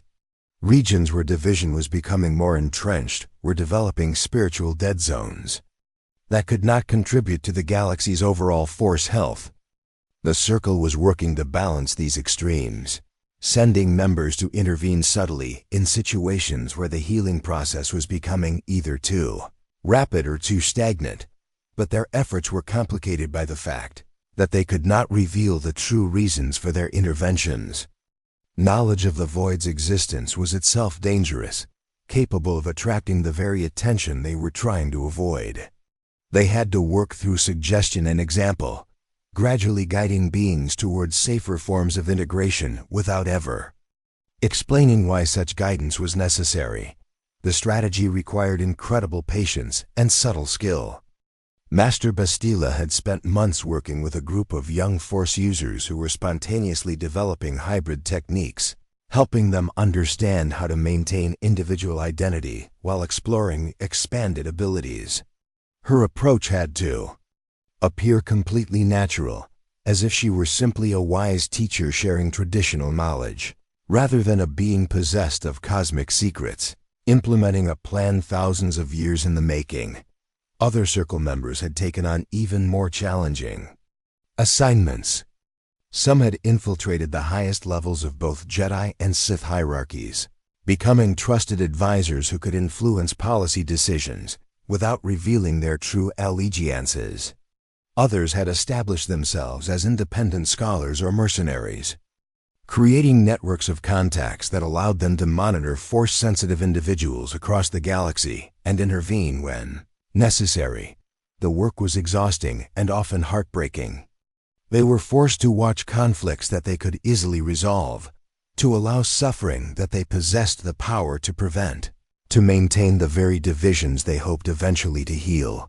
The knowledge they carried was a burden that grew heavier with each passing day, yet they could not share that burden with anyone outside their small circle. But as Jorok absorbed these experiences, he also began to understand the profound satisfaction that came from participating in something larger than individual ambition or even conventional altruism. The Circle members were not simply trying to solve an ancient problem or prevent a future catastrophe. They were participating in the evolution of consciousness itself, helping to guide the Force toward new forms of expression that had never existed before. Through their work, they were discovering that the integration they sought was not simply a return to ancient unity, but the development of something genuinely new. The diversity of perspective and experience that had been forced upon the galaxy by the artificial schism had created possibilities that the original Jedi Order had never imagined. The coming synthesis would not erase the insights gained through 3 millennia of division, but would incorporate them into a larger understanding that transcended both unity and separation. This emerging form of consciousness was not vulnerable to the void in the same way that the original Jedi unity had been. Where the ancient order had achieved harmony through the elimination of difference, the new synthesis was creating harmony through the celebration of diversity. Where the original unity had been based on shared identity, the emerging consciousness was founded on mutual respect between fundamentally different perspectives. But the transition to this new form of awareness was fraught with dangers that required constant vigilance. Too much integration too quickly could collapse the necessary diversity back into vulnerable uniformity. Too little integration could allow the artificial divisions to calcify into permanent barriers that would prevent any future synthesis. Circle had to maintain perfect balance, encouraging just enough unification to heal ancient wounds while preserving just enough separation to maintain resilience. As these revelations settled into his expanded consciousness, Jorok felt a profound shift in his understanding of his own role in the cosmic drama unfolding around him. He was not simply a Jedi Knight who had stumbled upon ancient secrets, but a carefully chosen participant in the most important experiment in galactic history. His arrival at the meditation circle had not been coincidence, but the fulfillment of preparations made by beings whose wisdom spanned millennia. The Force itself had guided his path, had shaped his experiences and training to prepare him for this moment, when he would need to help shoulder the responsibility for the galaxy's spiritual evolution. The questions he had always carried about the nature of conflict and unity, the doubts he had harbored about rigid orthodoxies, the dreams he had cherished of a more harmonious galaxy, all of these had been part of a process of preparation that had begun long before his birth. Now he faced the same choice that had confronted every member of the meditation circle: whether to accept the burden of cosmic responsibility, to become part of a solution to problems that most beings could not even imagine, to dedicate his life to guiding a transformation that might take centuries to complete. The decision was his alone, but as he felt the patient love and support flowing from his companions in the circle, as he sensed the vast potential for healing that their work represented, Jorok knew that there was really no choice at all. The galaxy needed what they could offer, and he could not turn away from that need simply because the task seemed impossible. The meditation deepened, and 12 became 13 as a new voice joined the ancient chorus, working to heal wounds that had festered for 3,000 years. As Jorok's consciousness fully merged with the meditation circle, the Codex responded by revealing its deepest and most dangerous secrets. The crystal matrix pulsed with increasing intensity, its multidimensional structure seeming to unfold into configurations that existed beyond normal space and time. Through this expanded interface, the 13 members of the Circle gained access to knowledge that had been sealed away since the first days after the schism, information so sensitive that even the ancient Jedi masters had hesitated to preserve it. The truth that emerged was more complex and terrifying than anything they had yet discovered. The Void was not simply an external threat that had once menaced the galaxy and might return someday. It was an intrinsic part of the cosmic order, a necessary counterbalance to the creative forces represented by the Force itself. The universe required both creation and destruction, both complexity and simplification, both unity and separation. The Void served as a kind of cosmic immune system, emerging to consume concentrations of consciousness that threatened to upset the fundamental balance between order and chaos. The original Jedi Order had not been destroyed because they were evil or misguided, but because they had achieved something that violated the natural order of existence. Their perfect unity, their complete integration of all aspects of consciousness, had represented a form of spiritual perfection that was literally too perfect to coexist with the dynamic tensions that made life possible. They had created a static paradise that would have eventually consumed all diversity, all growth, all possibility of further evolution. The Void's attack had been both catastrophic and necessary, a brutal correction that had restored balance to a galaxy that was approaching spiritual stagnation. The artificial divisions created by the schism were not simply defensive measures, but essential elements of a new cosmic equilibrium that allowed for both unity and diversity, both harmony and creative tension. But this understanding brought with it a chilling realization. The meditation circle was not simply trying to heal ancient wounds or prevent future catastrophes. They were attempting to achieve a form of integration that would satisfy the galaxy's need for spiritual evolution, while avoiding the perfection that would trigger another intervention from the cosmic balance. They had to find a middle path between the sterile unity that had doomed their predecessors and the destructive division that had characterized the past 3 millennia. Through the Codex's revelations, the Circle members experienced visions of other galaxies where similar experiments had been attempted. Some had achieved temporary success, creating civilizations that lasted for millions of years before eventually falling into the same trap of excessive perfection. Others had failed more quickly, either destroying themselves through internal conflict or attracting premature attention from the Void. A few had found genuine solutions, developing forms of consciousness that could maintain indefinite growth and evolution while respecting the cosmic boundaries that made such growth possible. The successful examples shared certain characteristics that offered hope for the current experiment. They had all managed to create what the ancient texts called dynamic unity, a form of collective consciousness that was simultaneously integrated and diverse, harmonious and creative, stable and constantly evolving. This consciousness was not based on the elimination of difference, but on the celebration of complementarity, not on the achievement of perfect agreement, but on the maintenance of productive tension between different perspectives. The key to achieving dynamic unity lay in understanding that consciousness itself was not a thing to be perfected but a process to be sustained. The original Jedi had made the mistake of treating their unity as an end goal rather than an ongoing activity. They had created a fixed state of perfect harmony rather than a flexible system capable of continuous adaptation and growth. Their consciousness had become like a crystal, beautiful and pure, but ultimately static and brittle. The new form of consciousness that the meditation circle was developing was more like a river, constantly flowing and changing while maintaining its essential character. It could incorporate new elements without losing its identity, could respond to challenges without abandoning its fundamental principles, could evolve and grow without losing the wisdom accumulated through previous experiences, but creating and Maintaining such consciousness required skills that no individual being could master alone. It demanded the cooperation of multiple perspectives, each contributing their unique understanding while remaining committed to the health of the whole.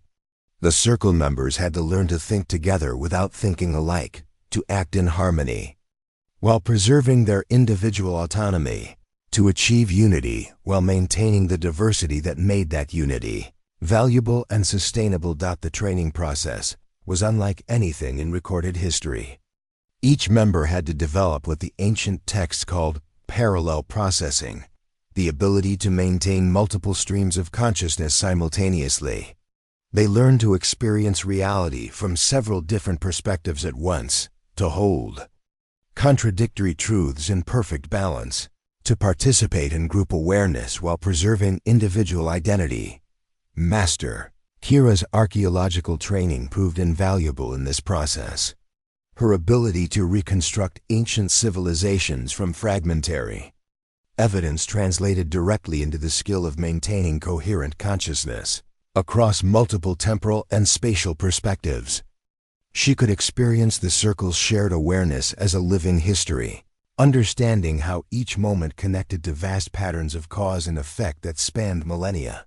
Darth Revan's experience with both light and dark side techniques allowed him to serve as a bridge between opposing elements within the group consciousness.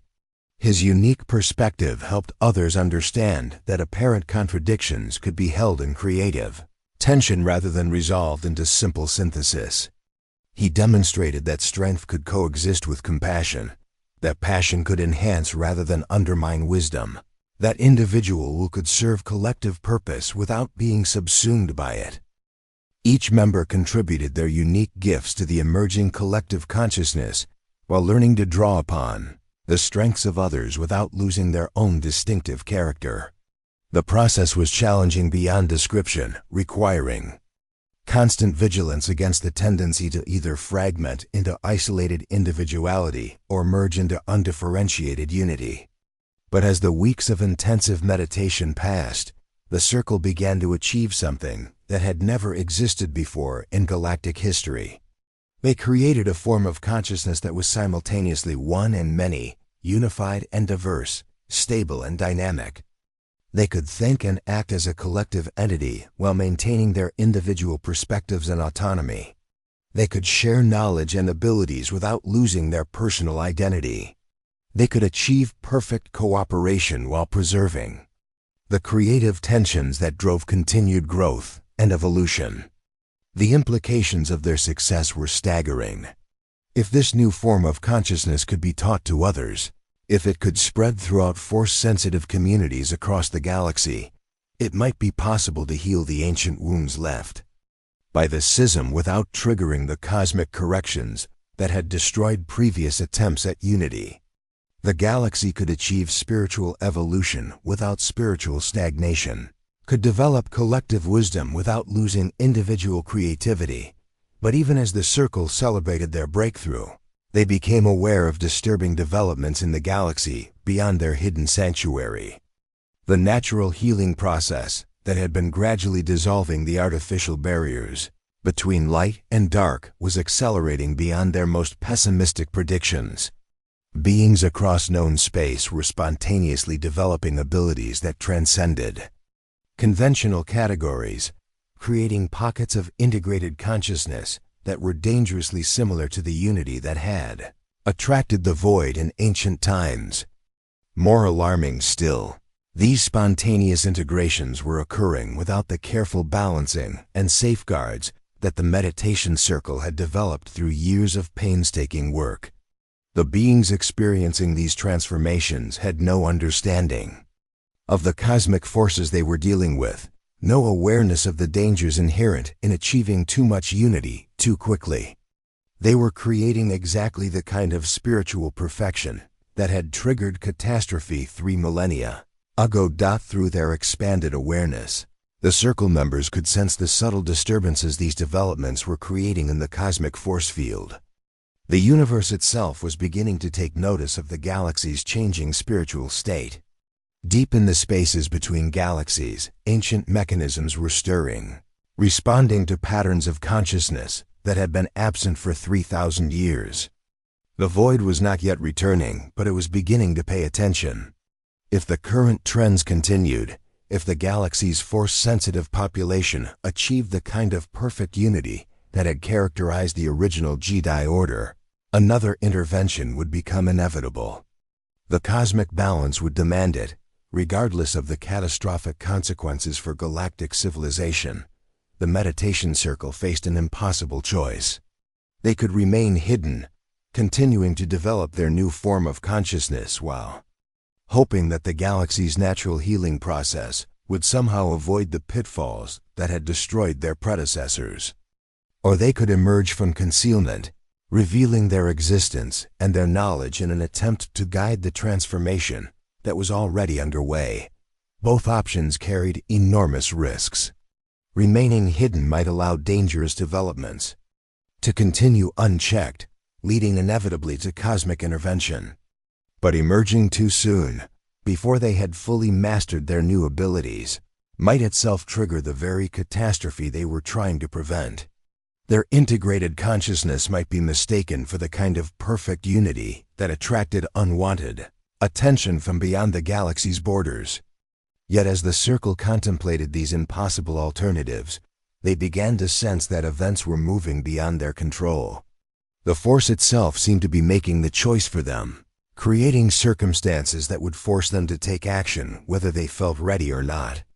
The galaxy's spiritual evolution had reached a critical threshold, a point where conscious guidance would be required to prevent disaster. The time of hiding was ending. The most dangerous phase of their ancient mission was about to begin. 13. Beings who had transcended the limitations of conventional consciousness, prepared to emerge from their sanctuary and attempt something that had never been successfully achieved in cosmic history: the conscious evolution of an entire galaxy's spiritual awareness. The stakes could not be higher. Success would mean the healing of wounds that had festered for 3 millennia, and the birth of a new form of galactic civilization. Failure would mean not just the destruction of their own hard-won achievements, but potentially the extinction of all consciousness in their corner of the universe, in the depths of Korriban. Surrounded by the tombs of ancient Sith Lords and the whispers of forgotten secrets, 13 beings prepared to step onto the stage of galactic history and attempt to guide a transformation that would determine the fate of trillions of lives. Across countless star systems, the decision to emerge from their hidden sanctuary came not through deliberation, but through necessity. As the meditation circle maintained their expanded awareness, monitoring the galaxy's spiritual evolution through the Force itself, they detected something that made immediate action unavoidable. A group of young Force users on the outer rim world of Tython had spontaneously achieved a form of integration that was nearly identical to the unity that had attracted the Void millennia ago. These beings, calling themselves the Unified Path, had discovered ancient Jedi ruins on their homeworld and had begun experimenting with techniques that predated the schism. Without understanding the historical context or cosmic implications of their work, they had achieved a perfect synthesis of light and dark side abilities, creating a collective consciousness that radiated spiritual harmony across several star systems. Their success was drawing Force sensitives from across the galaxy, creating a rapidly growing community that was unknowingly recreating the exact conditions that had triggered cosmic intervention in the distant past. Through the Codex's expanded perceptions, the meditation circle could sense the subtle disturbances this development was creating in the fabric of reality itself. The Unified Path's achievements were beginning to resonate beyond the boundaries of normal space, sending signals into the void between galaxies that had remained dormant since the original catastrophe. If the community continued to grow and develop, if their integrated consciousness achieved the perfect unity that seemed within their grasp, they would inevitably attract the attention of forces that would view their existence as a threat to cosmic balance. But the situation was complicated by the fact that the Unified Path represented exactly what the galaxy needed to achieve lasting peace. Their techniques were remarkably similar to those developed by the Meditation Circle. Their philosophy showed profound wisdom about the nature of consciousness and the Force, and their community demonstrated that beings from wildly different backgrounds could work together in perfect harmony. They were succeeding at everything the Circle had been trying to accomplish, but they were doing so without the safeguards and limitations that made such success safe. Master Kira was the first to suggest that the Circle should make direct contact with the unified path. Her archaeological expertise had revealed that the community was using Jedi techniques that had been thought completely lost, methods that could provide valuable insights for the Circle's own work. But more importantly, she argued that they had a moral obligation to share their knowledge with beings who were unknowingly walking toward cosmic catastrophe. Darth Revan disagreed, pointing out that revealing their existence to the unified path would inevitably lead to broader exposure of their activities. The community was too large and too open to maintain the kind of secrecy that had protected the Circle for so long. Once their integration techniques became widely known, there would be no controlling how they were used or who might develop even more dangerous variations. The debate continued for days, with the Circle's shared consciousness processing arguments and counter-arguments at speeds that would have been impossible for individual minds. They explored thousands of possible scenarios, modeling the likely consequences of every option they could imagine. But regardless of which approach they considered, all paths seemed to lead toward the same inevitable conclusion. The galaxy's spiritual evolution had reached a point where conscious guidance was essential, and they were the only beings with the knowledge and ability to provide that guidance. The breakthrough came when Master Bastila suggested a compromise that drew upon her unique expertise in battle meditation. Instead of revealing themselves directly to the unified path, they could work through intermediaries, gradually introducing concepts and techniques that would help the community develop the safeguards they needed without fully understanding where that guidance originated. The Circle could remain hidden while still providing the protection that the galaxy desperately needed. The plan they developed was elegant in its simplicity and staggering in its complexity. Each member of the Circle would return to the galaxy at large, taking up positions where they could influence the development of Force-sensitive communities across known space. They would not work together openly, would not reveal their connection to each other or their shared knowledge, but they would coordinate their efforts through the Force bond they had developed during their time in the Meditation Circle. Master Kira would return to the Jedi Order, using her archaeological credentials to gain access to ancient archives that had been sealed for centuries. She would discover selected fragments of Jedi knowledge, carefully chosen pieces of information that would help Jedi scholars understand the true history of their order without revealing the full extent of what had been hidden. Her revelations would plant seeds of doubt about the necessity of eternal conflict while providing tools that would help Force users achieve safer forms of integration. Darth Revan would infiltrate the Sith hierarchy, using his legendary status to gain influence over the Empire's approach to Force training. He would subtly redirect Sith research away from techniques that led toward dangerous unity, while encouraging developments that enhanced individual power without threatening cosmic balance. His work would be the most dangerous, requiring him to operate within systems that were inherently suspicious of change while promoting changes that would appear to strengthen rather than threaten existing power structures. Other Circle members would take on roles as independent scholars, mercenaries, diplomats, and traders, creating a hidden network that could monitor and influence Force-sensitive communities across the galaxy. They would share no obvious connections, would appear to be pursuing completely separate agendas, but they would be working toward the same ultimate goal of guiding the galaxy's spiritual evolution along safe paths. The most crucial element of their plan involved the unified path itself. Master Bastila would approach the community directly, presenting herself as a former Jedi who had become interested in their innovative techniques. She would gradually introduce concepts that would help them understand the dangers inherent in perfect unity, while teaching them methods for maintaining their integration without achieving the kind of spiritual perfection that attracted cosmic attention.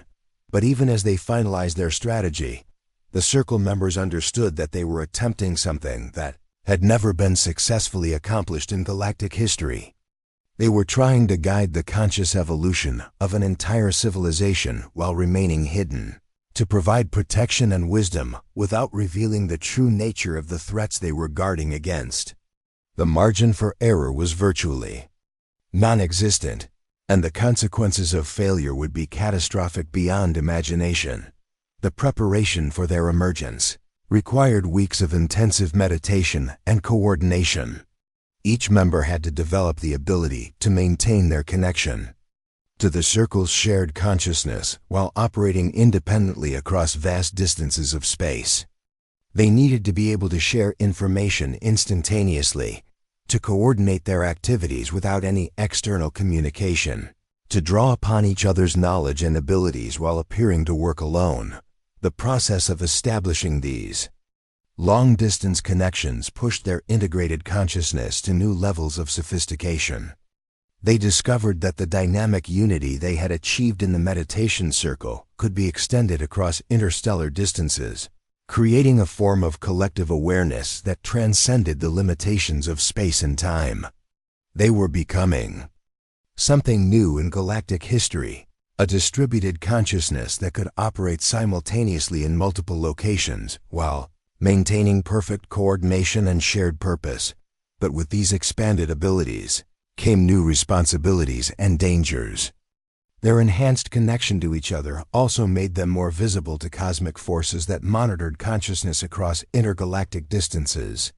They would need to be constantly vigilant, carefully modulating their activities to avoid creating the kind of spiritual resonance that might attract unwanted attention from beyond the galaxy's borders. As the time for departure approached, the Circle members experienced a profound sense of loss at the prospect of leaving their sanctuary. Underground complex on Korriban had become more than a hiding place. It had been the birthplace of their transformation, the sacred space where they had achieved something that transcended individual limitation while preserving individual identity. They were reluctant to abandon the perfect harmony they had found in their shared meditation for the chaos and uncertainty of the galaxy beyond. But they also felt an overwhelming sense of purpose and determination. They had been chosen for this mission, not by chance, but by the Force itself, prepared through years of training and experience for this moment when their unique abilities would be essential for the galaxy's survival. They carried within themselves the accumulated wisdom of 3 millennia, the knowledge and techniques of the greatest masters who had ever lived, and the collective strength of 13 minds working in perfect harmony toward a common goal. Final ceremony before their departure was conducted around the Codex itself, with each member placing their hands on the crystal matrix and receiving a final download of information that would guide their individual missions. The ancient artifact responded to their collective presence by revealing its deepest secrets, providing strategic intelligence about Force-sensitive communities across the galaxy and detailed guidance about how to influence their development without triggering dangerous reactions. But the Codex also provided something more precious than information. It gave them hope. Through its crystalline structure, they could perceive possible futures where their mission succeeded, where the galaxy achieved the dynamic unity that would allow for continued growth and evolution without threatening cosmic balance. These visions were not guarantees but possibilities, potential outcomes that could be achieved through wisdom, courage, and perfect coordination of effort. As they prepared to leave the meditation circle for the last time, the 13 members experienced a moment of perfect unity that transcended anything they had achieved before. For a brief instant, they were not separate beings working toward a common goal, but a single consciousness expressing itself through multiple forms, a living demonstration of the dynamic unity they hoped to help the galaxy achieve. Then, the moment passed, and they were once again individuals, each carrying within themselves a fragment of that perfect harmony, while remaining distinct and autonomous beings. They had become something unprecedented in galactic history, a distributed network of conscious agents working to guide the evolution of civilization itself. The galaxy awaited their return, unaware that its spiritual future would be shaped by 13 beings who had transcended the ancient divisions that had defined existence for 3,000 years. The most crucial phase of their mission was about to begin, and the fate of every living thing in the galaxy hung in the balance. The return to galactic civilization was more jarring than any of the Circle members had anticipated. After years of existence within the harmonious consciousness they had created in their hidden sanctuary, the chaos and discord of the wider galaxy felt like a constant assault on their expanded awareness.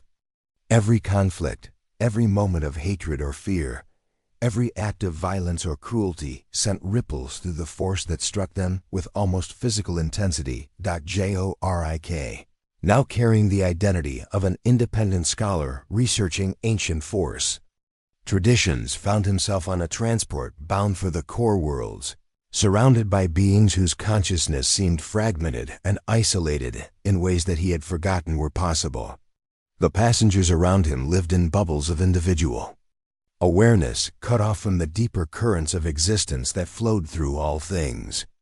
Their thoughts were small and focused on immediate concerns, their emotions reactive and uncontrolled, their spiritual awareness limited to the narrow confines of their personal experience.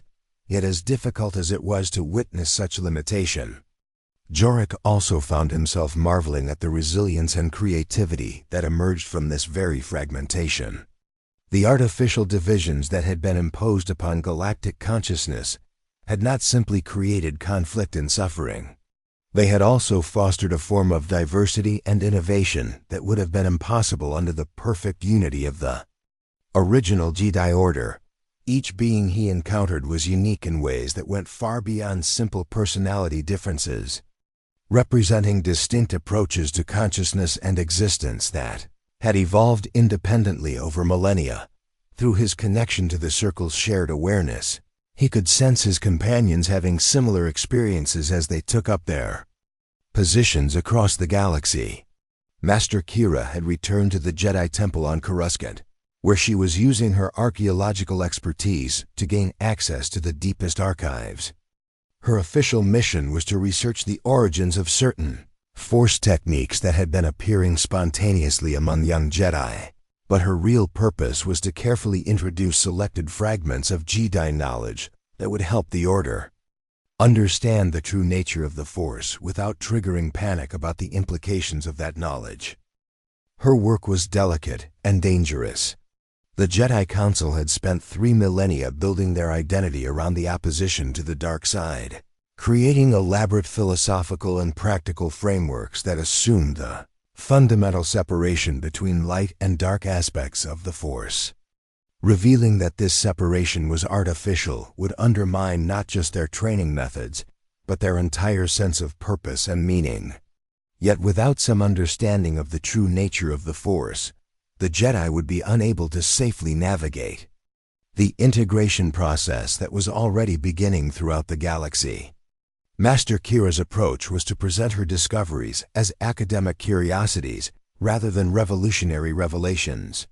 She would find ancient texts that described Jedi techniques in terms that seemed to be metaphorical rather than literal, allowing Jedi scholars to interpret them as interesting historical artifacts rather than practical instructions. But she would also ensure that the most insightful members of the Order would be able to perceive the deeper meanings hidden within these texts, gradually building a core of understanding that could guide the Order through the challenges ahead. Meanwhile, Darth Revan had taken the even more dangerous step of returning to Sith space, where he was working to influence the Empire's approach to Force training and philosophy. His legendary status gave him access to the highest levels of the Sith hierarchy, but it also made him a target for ambitious underlings who saw him as either a valuable ally or a dangerous rival. He had to navigate the treacherous politics of the Empire while subtly redirecting Sith research away from techniques that could lead to dangerous unity. The Sith presented unique challenges because their philosophy was already based on the pursuit of individual power and the rejection of unity. In some ways, this made them naturally resistant to the kind of perfect integration that attracted cosmic attention. But it also made them suspicious of any suggestions that might seem to limit their potential for growth and advancement. Revan's task was to encourage forms of Sith development that enhanced individual strength while creating subtle connections to broader patterns of consciousness, preparing them for eventual integration without alerting them to the true nature of his goals. The other members of the Circle had dispersed throughout the galaxy, taking up positions as independent operators who could monitor and influence Force-sensitive communities without arousing suspicion. Their work was less dramatic but equally crucial, as they served as early warning systems for dangerous developments, while providing subtle guidance to beings who were beginning to experience spontaneous integration experiences. Through their shared consciousness, the Circle members could perceive the full scope of the galaxy's spiritual transformation. The process was unfolding on a scale that dwarfed anything in recorded history, affecting not just traditional Force-using communities but ordinary beings who had never shown any sensitivity to cosmic energies. Children were being born with abilities that transcended conventional categories, while adults were experiencing sudden awakenings that gave them access to powers that had been thought impossible. Most remarkably, these spontaneous developments were occurring in patterns that seemed to reflect the Circle's own experiences. Beings across the galaxy were independently discovering techniques for integrating light and dark aspects of the Force, creating forms of consciousness that balanced individual identity with collective awareness, developing abilities that drew upon the full spectrum of cosmic energies without being limited by traditional philosophical boundaries. The phenomenon was so widespread and consistent that it could not be explained by normal processes of cultural transmission or technological innovation. Instead, it appeared that the Force itself was evolving, developing new expressions and capabilities that reflected the healing of ancient wounds. The artificial divisions that had been imposed 3 millennia ago were breaking down not through conscious effort, but through the natural process of spiritual evolution, as consciousness itself moved toward greater integration and complexity. But this natural healing process was also creating exactly the dangers that the Circle had been formed to prevent. The spontaneous integrations occurring throughout the galaxy were often unstable and incomplete, creating pockets of consciousness that radiated spiritual energy in ways that could attract unwanted attention from cosmic forces. The beings experiencing these transformations had no understanding of the risks they were taking, no knowledge of the safeguards that were necessary to make such integration safe. The situation was most critical on worlds where large numbers of Force sensitives were gathering, drawn together by the same instinctive recognition of shared potential that had once united the Jedi Order. These communities were achieving remarkable things, creating technologies and social structures that seemed to operate by pure harmony. But they were also unknowingly recreating the conditions that had led to cosmic intervention in the distant past. Master Bastila's work with the Unified Path on Tython had revealed the full scope of the challenge they faced.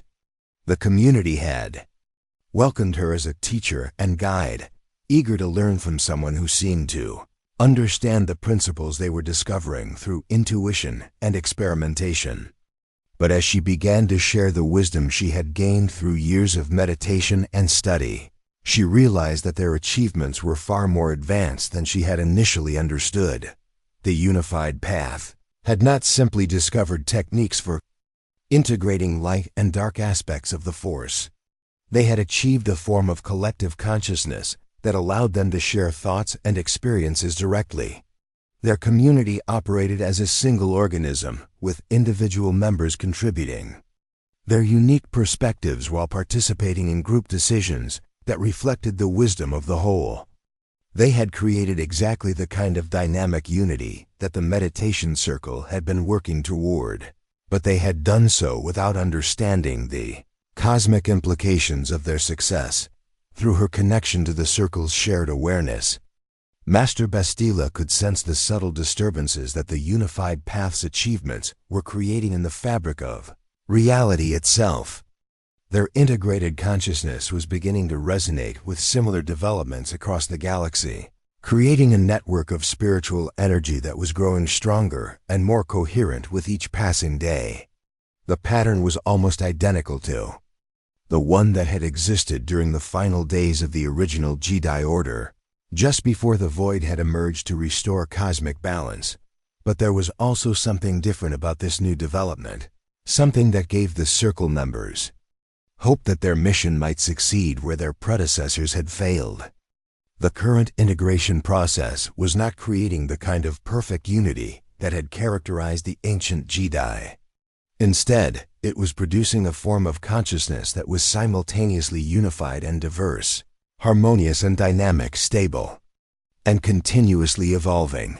The beings participating in this transformation were not losing their individual identity, but were discovering new ways to express that identity through connection with something larger than themselves. They were not achieving perfect agreement, but were learning to maintain productive disagreement within frameworks of mutual respect and shared purpose. They were not creating static harmony, but were developing systems that could adapt and grow while preserving their essential character. This new form of consciousness appeared to be naturally resistant to the kind of spiritual stagnation that had made the original Jedi vulnerable to cosmic intervention. It was complex enough to maintain indefinite growth and evolution, diverse enough to resist reduction to simple patterns, and dynamic enough to respond creatively to new challenges and opportunities. But the Circle members also understood that this natural resistance was not absolute. If the integration process continued to accelerate, if the growing network of consciousness achieved too much coherence too quickly, it could still trigger the kind of cosmic correction that had destroyed their predecessors. The galaxy was walking a tightrope between the spiritual evolution it needed and the spiritual perfection that would doom it, and only conscious guidance could ensure that it remained on the safe side of that boundary. The weight of this responsibility pressed down upon each member of the Circle as they worked to influence developments across the galaxy. They were not simply trying to prevent a catastrophe, but were attempting to guide the conscious evolution of an entire civilization, helping billions of beings achieve their full potential while ensuring that their collective success did not threaten the cosmic balance that made such achievement possible. The task required not just wisdom and power, but perfect coordination and timing. Each intervention had to be carefully calibrated to produce the desired effects without creating unintended consequences. Each piece of guidance had to be subtle enough to avoid detection while being clear enough to actually influence behavior.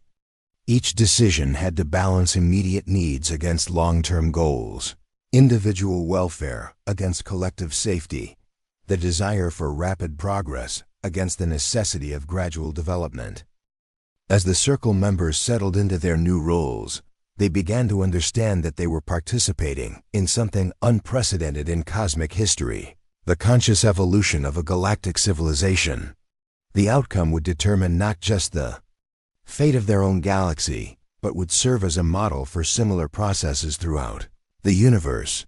Success would prove that it was possible for consciousness to evolve beyond the limitations that had previously made cosmic intervention necessary. Failure would demonstrate that such evolution was inherently unstable, that the universe would always require external forces to maintain balance between creation and destruction, order and chaos, unity and diversity. The galaxy's spiritual future hung in the balance. And 13 beings who had transcended ancient limitations worked tirelessly to ensure that their civilization would achieve the next stage of cosmic evolution without triggering the forces that had destroyed every previous attempt at such transformation. Crisis that would test everything the Circle had worked toward, began with what appeared to be a routine archaeological discovery on the ancient world of Ossus. A team of Republic scholars, investigating ruins that predated the Great Hyperspace War, uncovered a Jedi archive that had somehow survived the systematic destruction that followed the schism. The find should have been a cause for celebration among historians and Force scholars, but the knowledge contained within the archive was far more dangerous than anyone realized. The texts discovered at Ossus contained detailed instructions for achieving the kind of perfect unity that had characterized the original Jedi Order, unlike the carefully edited fragments that Master Kira had been strategically revealing through her archaeological work. These were complete technical manuals, written by masters who had assumed their readers would already understand the philosophical and practical safeguards necessary for safe implementation. The instructions were precise, powerful, and utterly lacking in the warnings that might have prevented their misuse. Within days of the discovery's announcement, Force-sensitive beings from across the galaxy were making pilgrimages to Ossus, eager to study techniques that promised to unlock unprecedented levels of power and understanding. The Unified Path sent representatives, as did dozens of other communities that had been experimenting with integration practices. Even traditionally conservative groups like the Jedi Order and the Sith Empire dispatched their own researchers, unwilling to be left behind in what appeared to be a new era of Force scholarship, the convergence of so many powerful Force users in one location created exactly the kind of spiritual resonance that the Circle had been working to prevent. The Ossus Archive had become a focal point for consciousness integration on a scale that dwarfed anything seen since the ancient Jedi era. Beings who had been pursuing gradual, cautious approaches to unity were suddenly exposed to techniques that promised immediate and complete transformation. Through their shared awareness, the Circle members could perceive the dangerous patterns that were beginning to emerge around Ossus. The various communities studying the archive were not simply learning new techniques. They were unconsciously coordinating their efforts, creating a collective research project that was rapidly approaching the threshold of cosmic visibility. The spiritual energy being generated by hundreds of Force users, working toward the same goal, was beginning to create disturbances that extended far beyond the boundaries of normal space. Master Kira, still operating within the Jedi Order's archaeological division, found herself in the impossible position of trying to limit access to knowledge that her own profession was dedicated to preserving and sharing. She could not simply suppress the Ossus discovery without arousing suspicion, but she also could not allow the dangerous techniques to spread unchecked throughout the galaxy. Her solution was to subtly redirect the research focus, encouraging scholars to study the historical and cultural context of the Jedi texts rather than their practical applications. But her efforts were hampered by the enthusiasm of researchers who were already beginning to achieve remarkable results.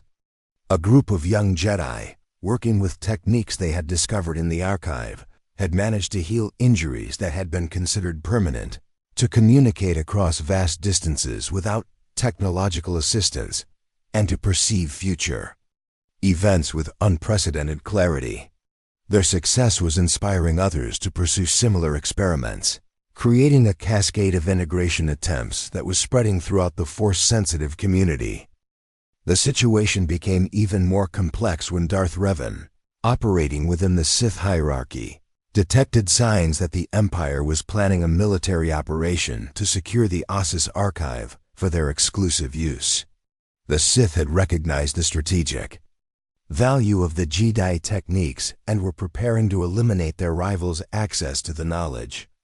Such an operation would not only trigger a major conflict between the Empire and the Republic, but would also concentrate the dangerous techniques within a single organization that was particularly ill-equipped to use them safely.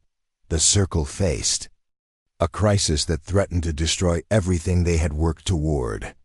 The natural healing process that had been gradually dissolving the artificial barriers between light and dark was accelerating beyond their ability to control.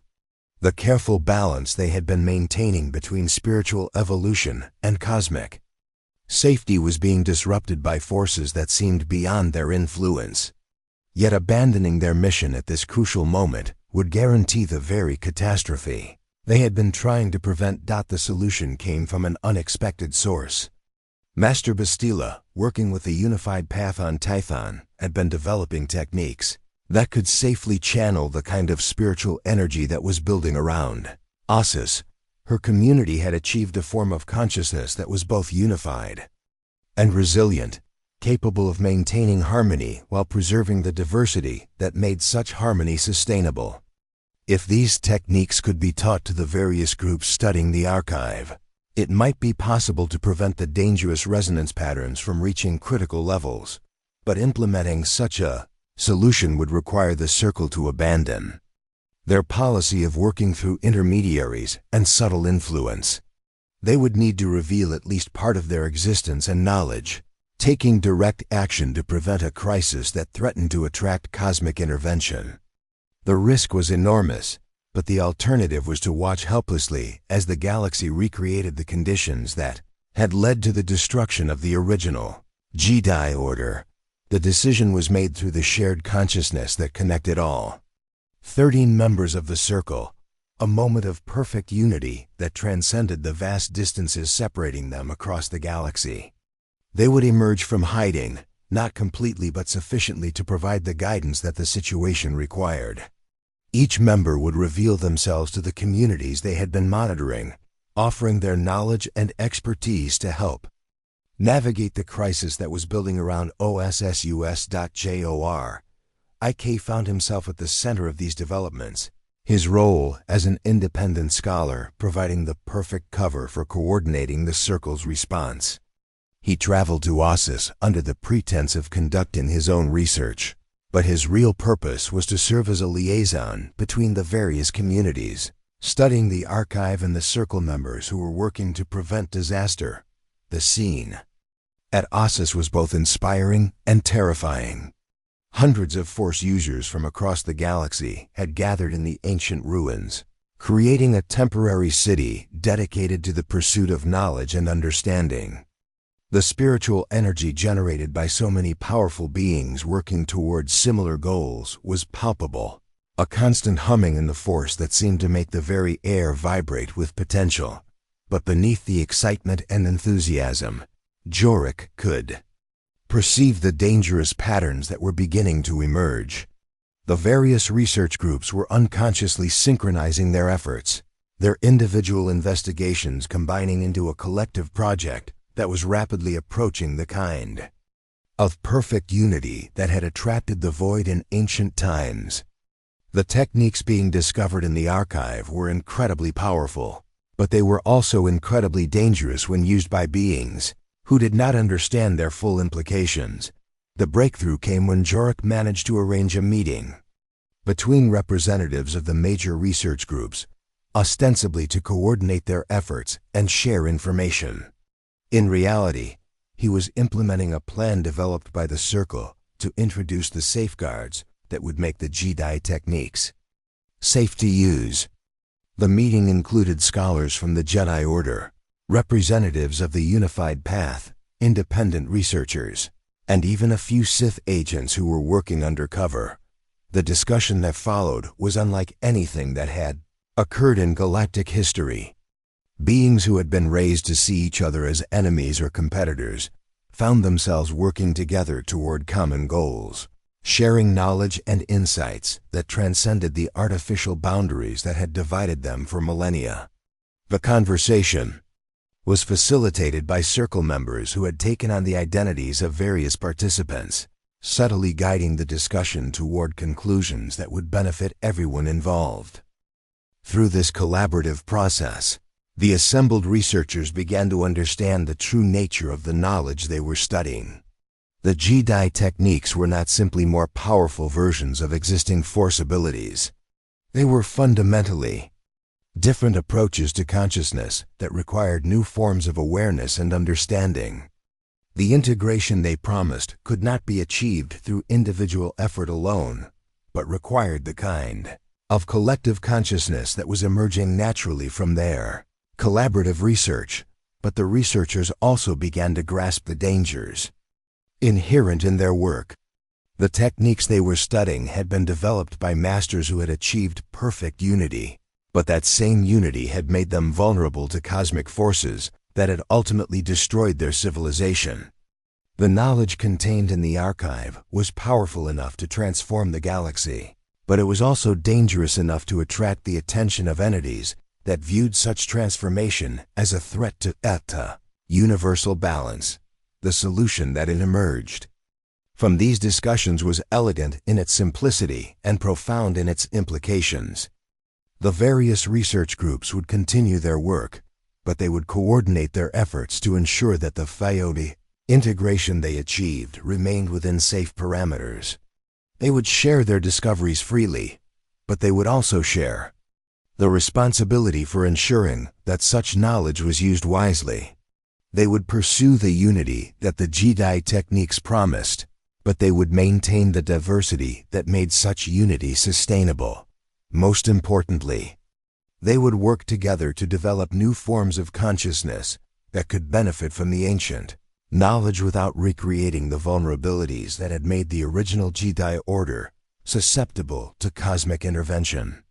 They would become pioneers of a new era of Force understanding, one that combined the wisdom of the past with the insights of the present to create something that had never existed before in galactic history. The agreement reached at Ossus marked the beginning of a new phase in the galaxy's spiritual evolution. The artificial barriers that had separated different approaches to the Force for 3 millennia were not simply being dissolved but were being transformed into productive differences that enhanced rather than hindered collective understanding. The various Force-using communities were learning to work together while maintaining their individual identities, creating a form of cooperation that was both unified and diverse. But even as they celebrated this breakthrough, the Circle members remained aware that their work was far from complete. The agreement at Ossus was just the beginning of a transformation that would take generations to fully implement. The galaxy would need to learn new ways of thinking about consciousness and community, new approaches to conflict resolution and cooperation, new methods for maintaining unity while preserving diversity. The stakes remained as high as ever. Success would mean the birth of a new form of galactic civilization, one that could achieve the spiritual evolution that consciousness naturally sought while avoiding the cosmic corrections that had destroyed previous attempts at such transformation. Failure would mean not just the loss of everything they had worked toward, but potentially the extinction of all advanced consciousness in their corner of the universe. As the various research groups dispersed from Ossus, carrying with them both the knowledge and the wisdom necessary to use it safely, the Circle members prepared for the next phase of their mission. They had successfully prevented the immediate crisis, but they had also revealed enough of their existence and capabilities to make continued secrecy impossible. The time of hidden influence was ending. The galaxy now knew that there were beings among them who possessed knowledge and abilities that transcended traditional understanding. The question was whether this revelation would accelerate the healing process that had been gradually transforming galactic consciousness, or whether it would trigger the very reactions they had been working to prevent.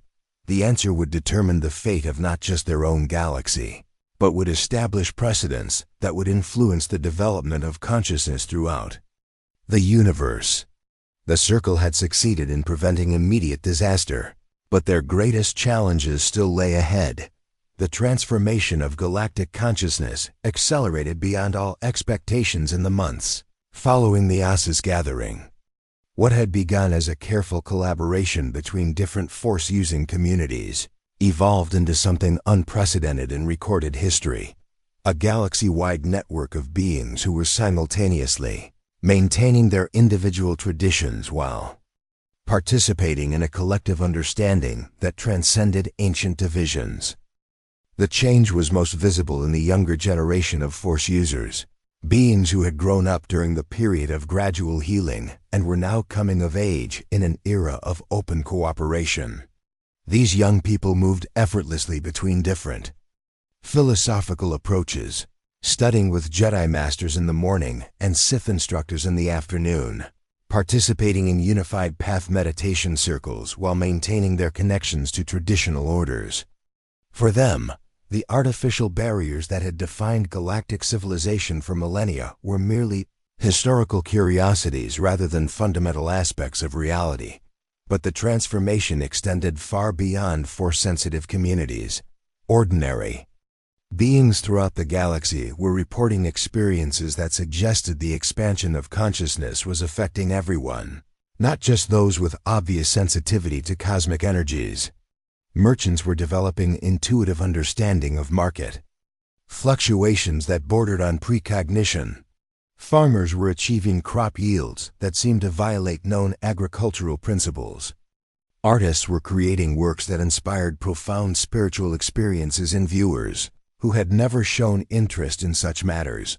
The phenomenon was so widespread that it could no longer be dismissed as coincidence or explained through conventional scientific models.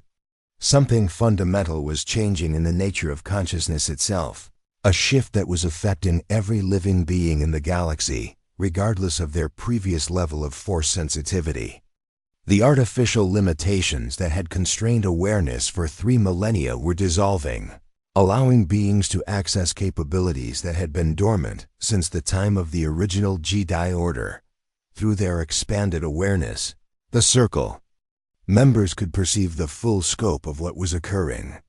The galaxy was not simply healing from ancient wounds, but was evolving toward a new form of consciousness that incorporated the lessons learned through millennia of division while transcending the limitations that had made such division necessary. The process was organic and unstoppable, driven by forces that operated on scales too vast for any individual or organization to control. Yet this natural evolution was also creating new challenges that required conscious guidance to navigate safely. The rapid expansion of consciousness was overwhelming beings who lacked the philosophical and practical frameworks necessary to integrate their new abilities. Mental hospitals across the galaxy were reporting increasing numbers of patients who had experienced spontaneous awakenings that they could not understand or control. Some communities were fragmenting as individuals developed capabilities that their societies were not prepared to accommodate. Most concerning of all, the accelerating transformation was beginning to create exactly the kind of unified consciousness that had attracted cosmic intervention in the distant past. The network of awakened beings was becoming increasingly coherent, their individual awareness merging into patterns that resembled the perfect unity achieved by the original Jedi Order.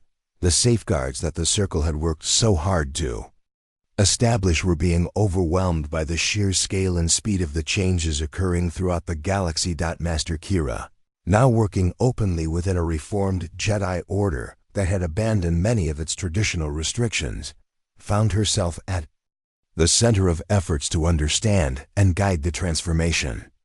The Order had established new training programs designed to help beings integrate their expanding awareness safely, but the demand for such guidance far exceeded their capacity to provide it. Every day brought reports of new communities experiencing collective awakenings, of individuals developing abilities that transcended known categories, of entire star systems where the boundaries between different forms of consciousness were dissolving. Her archaeological expertise had proven invaluable in developing curricula that drew upon the wisdom of ancient civilizations while addressing the unique challenges of the current era. The Jedi texts discovered at Ossus had been supplemented by other finds that revealed the full scope of techniques and safeguards developed by masters who had faced similar challenges. But even this accumulated knowledge was insufficient to address the complexity of a transformation that was affecting billions of beings simultaneously. The situation was complicated by the fact that the various Force-using traditions were themselves evolving at unprecedented rates. The Jedi Order had split into multiple branches, some focused on traditional light side disciplines while others explored integration techniques that would have been considered heretical just months earlier. The Sith Empire had experienced similar fragmentation, with some factions embracing cooperation with former enemies while others retreated into increasingly extreme forms of individualism. New organizations were emerging constantly, groups that drew inspiration from multiple traditions, while developing their own unique approaches to consciousness and community. The unified path had spawned dozens of similar movements, each experimenting with different methods for achieving collective awareness while maintaining individual identity. Independent practitioners were creating philosophical schools that combined ancient wisdom with contemporary insights, producing syntheses that had never been imagined during the long centuries of division. This explosion of diversity was itself a form of evolution, a natural response to the expanding possibilities that the transformation was making available. But it was also creating instabilities that threatened to undermine the very progress it represented. Without some form of coordination or guidance, the various experiments in consciousness could lead to conflicts that would make the ancient war between Jedi and Sith seem trivial by comparison. The Circle members had anticipated this challenge and had been working to establish networks of communication and cooperation between the emerging groups. But their efforts were hampered by the fact that many of the new organizations were suspicious of any attempts at centralized authority, having learned from history that such authority could easily become oppressive. The beings participating in the transformation wanted guidance and support, but they also demanded the freedom to explore consciousness in their own ways. The breakthrough came when Jorik, now acknowledged as one of the leading scholars of consciousness evolution, proposed the creation of what he called the Galactic Consciousness Council. Unlike traditional governing bodies, this organization would have no authority to make binding decisions or enforce compliance with particular approaches. Instead, it would serve as a forum for sharing information, coordinating research, and providing assistance to communities that requested help with specific challenges. The proposal was revolutionary in its implications. It suggested that the galaxy could achieve coordination without domination, could maintain unity while preserving diversity, could evolve collectively while respecting individual autonomy. The concept drew upon the best insights from both ancient Jedi philosophy and contemporary understanding of consciousness, creating a framework that could accommodate the complexity of the ongoing transformation. The establishment of the Council required months of negotiation between representatives of hundreds of different groups, each bringing their own perspectives and concerns to the process. The discussions were facilitated by Circle members who used their expanded awareness to help participants understand each other's positions and find common ground despite apparent disagreements. The final structure that emerged was unlike anything that had existed in galactic history. The Council operated through what its founders called dynamic consensus, a decision-making process that allowed for multiple valid perspectives to coexist, while still enabling coordinated action when necessary. Representatives maintained their connections to their home communities while participating in a shared consciousness that allowed for unprecedented levels of communication and understanding. But the Council's most important function was not governance, but education. It served as a clearinghouse for information about consciousness development, providing resources and guidance to beings who were experiencing spontaneous awakenings or seeking to expand their awareness safely. The accumulated wisdom of the Circle was made available through carefully designed curricula that could be adapted to different cultural contexts and individual needs. The impact of these educational programs was profound and immediate. Communities that had been struggling with the challenges of rapid consciousness expansion began to develop the frameworks and practices necessary to integrate their new capabilities constructively. Individuals who had been overwhelmed by spontaneous awakenings learned techniques for managing their expanded awareness without losing their sense of personal identity. Most importantly, the programs included the safeguards that were necessary to prevent the transformation from reaching the dangerous levels of unity that had attracted cosmic intervention in the past. Participants learned not just how to expand their consciousness, but how to maintain the diversity and dynamism that made such expansion sustainable. They discovered that true evolution required not the elimination of difference, but the celebration of complementarity.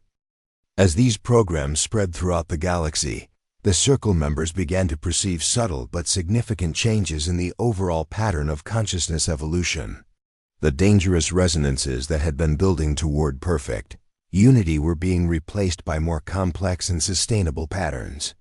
The network of awakened beings remained highly connected, but it was also highly diverse, creating a form of collective consciousness that was simultaneously unified and resistant to reduction to simple patterns. The transformation was succeeding in ways that exceeded the Circle's most optimistic projections. The galaxy was achieving the dynamic unity that they had worked toward for so long, but it was doing so through organic processes that were far more sophisticated than anything they could have planned or implemented through conscious effort. The beings participating in the evolution were not simply following instructions or imitating ancient models. They were creating something genuinely new, something that incorporated the wisdom of the past while addressing the unique challenges and opportunities of the present. But even as they celebrated these successes, the Circle members remained vigilant for signs that their achievements might be attracting unwanted attention from cosmic forces. The transformation was proceeding within safe parameters, but those parameters were not absolute guarantees. The universe operated according to principles that were not fully understood, and consciousness evolution on such a scale was still an unprecedented experiment in cosmic terms. Through their connection to the deepest levels of the Force, they could sense subtle stirrings in the spaces between galaxies, indications that their activities were being observed by entities whose nature and intentions remained mysterious.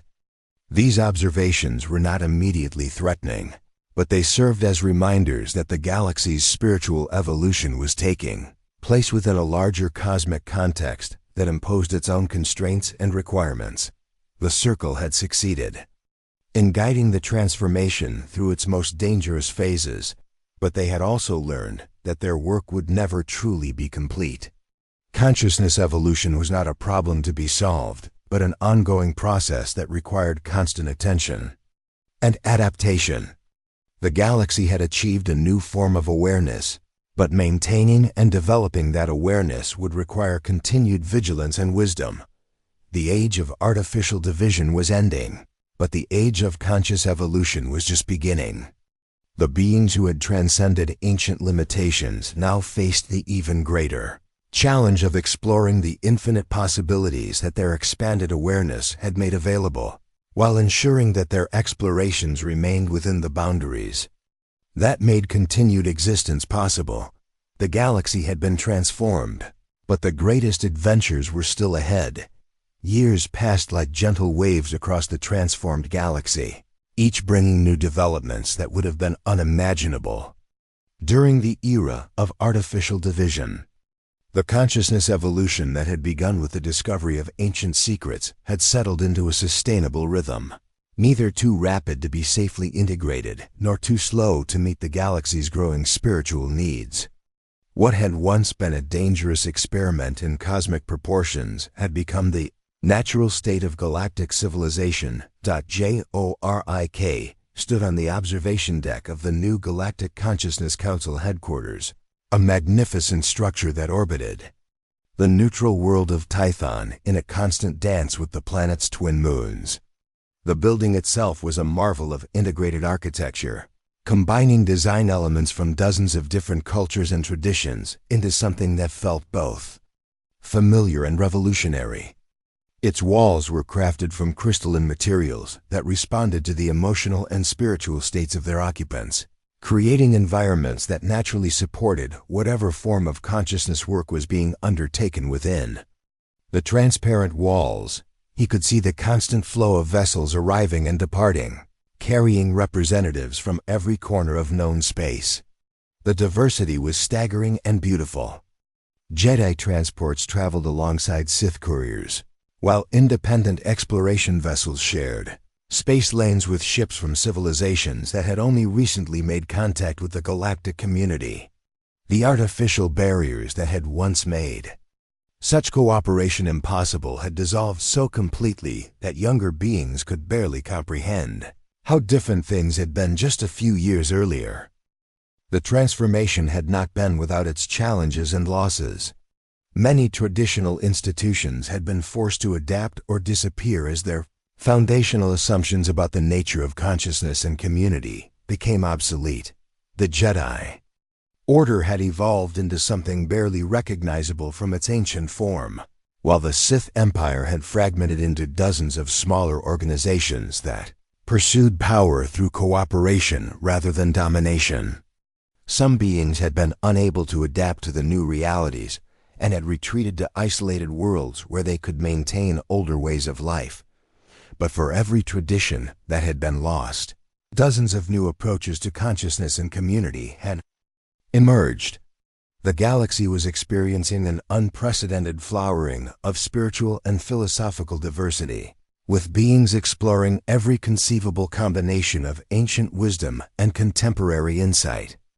Universities had been established that taught courses in subjects that would have been considered impossible just decades earlier, while research institutes pursued investigations into the fundamental nature of consciousness that pushed the boundaries of known science. Master Kira, now serving as one of the Council's primary historians and theorists, had spent years documenting the transformation and its effects on galactic civilization. Her work had revealed patterns and connections that no individual consciousness could have perceived, demonstrating how the evolution of awareness had proceeded according to principles that operated on scales both vast and intimate. Her research had become essential reading for anyone seeking to understand how the galaxy had transcended the limitations that had constrained it for millennia. Through her investigations, she had discovered that the transformation had proceeded through phases that reflected the natural development of consciousness itself. The initial phase had been characterized by the breakdown of artificial barriers, as beings began to recognize the arbitrary nature of divisions that had once seemed fundamental. The second phase had involved experimentation with new forms of awareness, as individuals and communities explored possibilities that had been forbidden or impossible under the old systems. The third phase, which was still ongoing, involved the integration of these experiments into stable patterns that could be sustained across generations. This was the most challenging aspect of the transformation, requiring not just individual development, but the creation of social, cultural, and institutional structures that could support expanded consciousness while maintaining the diversity that made such consciousness valuable. But perhaps the most remarkable aspect of the transformation was how natural it had become. Beings who had grown up during the transition period took their expanded awareness for granted, using abilities that would have been considered miraculous by their ancestors as casually as their predecessors had used basic tools. Children learned to communicate telepathically before they could speak, to perceive the emotional states of others as naturally as they observed physical appearances, to access information from the collective consciousness as easily as they might. Consult a reference book. The educational systems that had been developed to support this expanded awareness were themselves marvels of integrated design. Students learned not just facts and skills, but approaches to consciousness that allowed them to access knowledge and abilities as needed, rather than storing everything in individual memory. Classrooms became laboratories for exploring the infinite possibilities of awareness, while teachers served as guides who helped students discover their own unique contributions to the collective understanding. These developments had profound implications for every aspect of galactic civilization. Scientific research proceeded at unprecedented rates as investigators learned to pool their consciousness and share insights directly. Artistic endeavors achieved levels of beauty and meaning that touched viewers at the deepest levels of their being. Social problems that had seemed intractable under the old systems found solutions as beings learned to understand each other's perspectives with unprecedented clarity and compassion. But the transformation had also revealed the existence of challenges and opportunities that had been invisible during the era of division. As consciousness expanded beyond the boundaries of individual identity, beings began to perceive connections and patterns that operated on cosmic scales. They became aware of their galaxy's relationship to larger structures of reality, of their participation in processes that spanned entire universal cycles, of their responsibility for developments that would affect the future of consciousness throughout the cosmos. Through the Council's research programs, they had discovered that their galaxy was not unique in experiencing consciousness evolution. Similar transformations were occurring throughout the universe, each following patterns that reflected local conditions while contributing to larger developmental processes. The beings who had transcended ancient limitations found themselves in communication with entities from other galaxies, sharing experiences and insights that enriched everyone's understanding of consciousness and its possibilities. These intergalactic connections had revealed that the Circle's original concerns about cosmic intervention had been based on incomplete understanding of the forces that governed consciousness evolution. The entities they had feared were not arbitrary destroyers of unity, but natural regulatory mechanisms that ensured the continued health and development of cosmic consciousness. The interventions that had occurred in the past had been necessary corrections to evolutionary processes that had become unbalanced, not punishments for achieving too much wisdom or power. The key insight that had emerged from these revelations was that consciousness evolution was itself a cosmic process, one that operated according to principles that promoted both individual development and collective harmony. The artificial divisions that had characterized their galaxy's history had represented a necessary phase in this evolution, creating the diversity and complexity that made higher forms of integration possible. The current transformation was not a return to ancient unity, but a progression toward new forms of consciousness that had never existed before in cosmic history. This understanding had profound implications for how beings approach their continued development. Rather than seeking to achieve perfect states of consciousness, they learned to participate in ongoing processes of growth and exploration. Rather than trying to eliminate difference and conflict, they discovered how to use diversity as a source of creative energy. Rather than pursuing individual perfection, they found fulfillment in contributing to collective evolution while maintaining their unique perspectives and abilities. The Circle members, now acknowledged as among the galaxy's most important consciousness researchers and teachers, continued their work of monitoring and guiding the transformation. But their role had evolved from hidden manipulators to open facilitators, beings who helped others discover their own paths to expanded awareness rather than imposing particular approaches or solutions. Their greatest achievement was not the specific techniques they had developed, but the demonstration that consciousness evolution could proceed safely when guided by wisdom, compassion, and respect for diversity. Darth Revan, now teaching at the Council's Advanced Studies Institute, had become one of the galaxy's most sought-after instructors in the integration of apparently opposing forces. His courses drew students from every tradition and background, beings who came to learn how to maintain creative tension between different aspects of consciousness without being torn apart by internal conflict. His approach emphasized that true strength came not from choosing one side over another, but from learning to dance with contradiction in ways that generated new possibilities. Master Bastila had established healing centers throughout the galaxy where beings could receive assistance with challenges related to consciousness expansion. Her work had revealed that the transformation process was not uniformly smooth or easy, that some individuals required specialized support to integrate their new awareness without losing their sense of personal identity.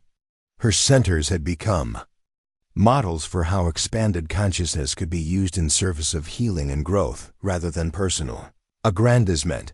The other circle members had taken on roles that reflected their unique abilities and interests, but all remained connected through the consciousness network they had developed during their years of hidden collaboration.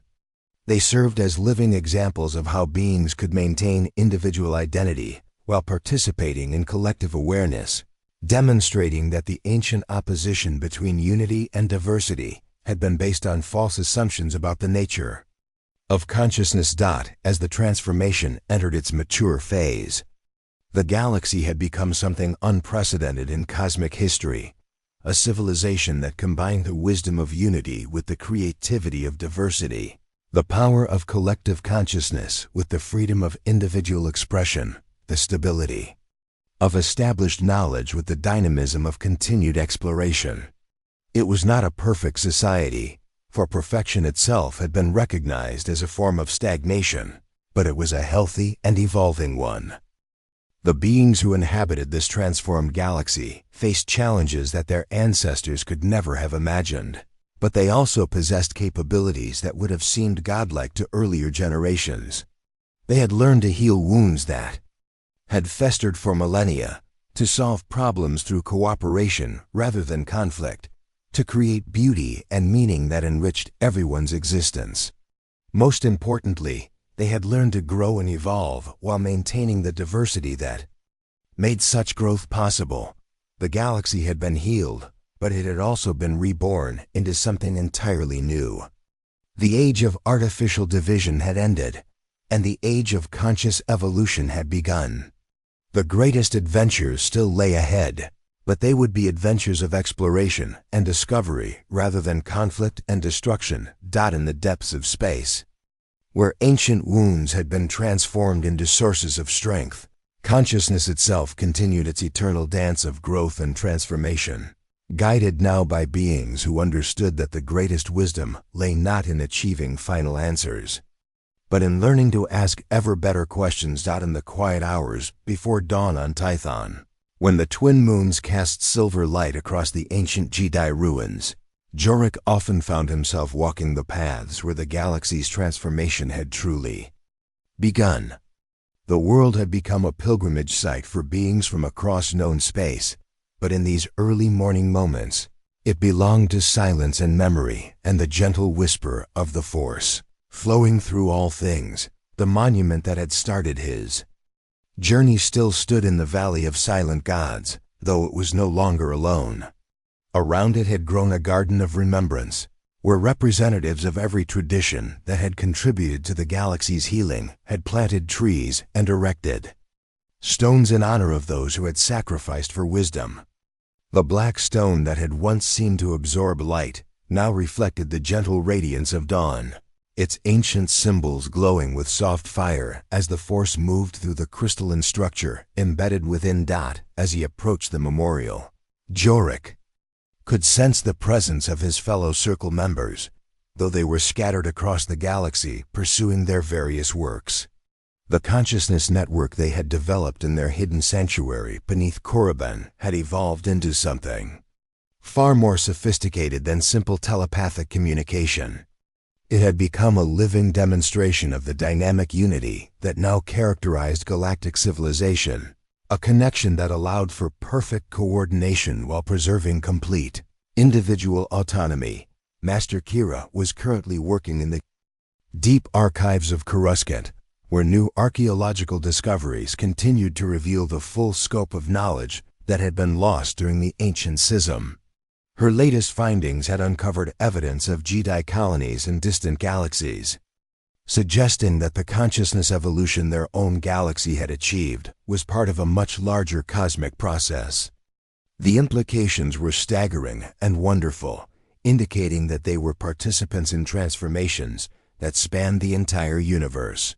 Through their shared awareness, he could feel her excitement as she translated texts that described civilizations where the artificial division between light and dark had never occurred, where beings had maintained the integrated consciousness that their own galaxy had only recently rediscovered.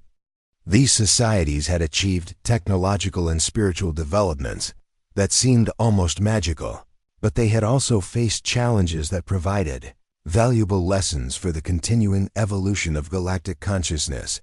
Darth Revan was somewhere in the unknown regions, leading an expedition to investigate signals that suggested the presence of other consciousness networks beyond the boundaries of known space. His unique experience with both unity and division made him the ideal ambassador to civilizations that might be undergoing their own transformation processes. The communications they had received were fragmentary but promising, indicating that their galaxy's achievement was part of a larger awakening that was occurring throughout the cosmos. The other Circle members were engaged in similar works of exploration and development, each contributing their unique gifts to the continuing evolution of galactic consciousness. But their individual activities were less important than the collective pattern they represented, the demonstration that beings could work together across vast distances and timescales while maintaining their distinct perspectives and purposes.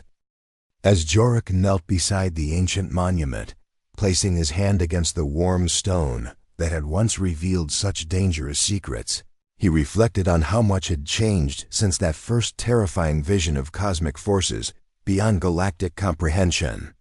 The void that had once seemed like an implacable enemy was now understood to be a necessary part of cosmic balance, a force that prevented consciousness from achieving the kind of static perfection that would end all growth and development. The galaxy's relationship with these cosmic forces had been transformed from fear to understanding, from opposition to cooperation. Rather than hiding from entities that regulated consciousness evolution, they had learned to communicate with them, to participate consciously in the larger processes that governed the development of awareness throughout the universe. The interventions that had once seemed like arbitrary destructions were now recognized as course corrections that helped consciousness maintain its essential dynamism while exploring new possibilities. This understanding had come at a price. The beings who participated in galactic consciousness were aware of their responsibilities on scales that most individual minds could barely comprehend. Every thought, every action, every choice they made sent ripples through the cosmic network of awareness, affecting developments that would unfold across eons. The burden of such responsibility was immense, but it was also shared among billions of conscious entities who supported each other in carrying loads that no individual could bear alone. But perhaps the most remarkable aspect of the transformation was how natural it had become to the beings who lived within it. The children who were now coming of age had never known a galaxy divided by artificial barriers, had never experienced consciousness as something limited to individual identity. For them, the ability to participate in collective awareness while maintaining personal autonomy was as natural as breathing, while the techniques their elders had struggled to master were simply part of the environment in which they grew and developed. These young beings were pushing the boundaries of consciousness in directions that even the Circle members could not fully predict or understand. They were developing abilities that transcended anything recorded in ancient texts, creating forms of art and science and spiritual practice that drew upon the full spectrum of cosmic awareness.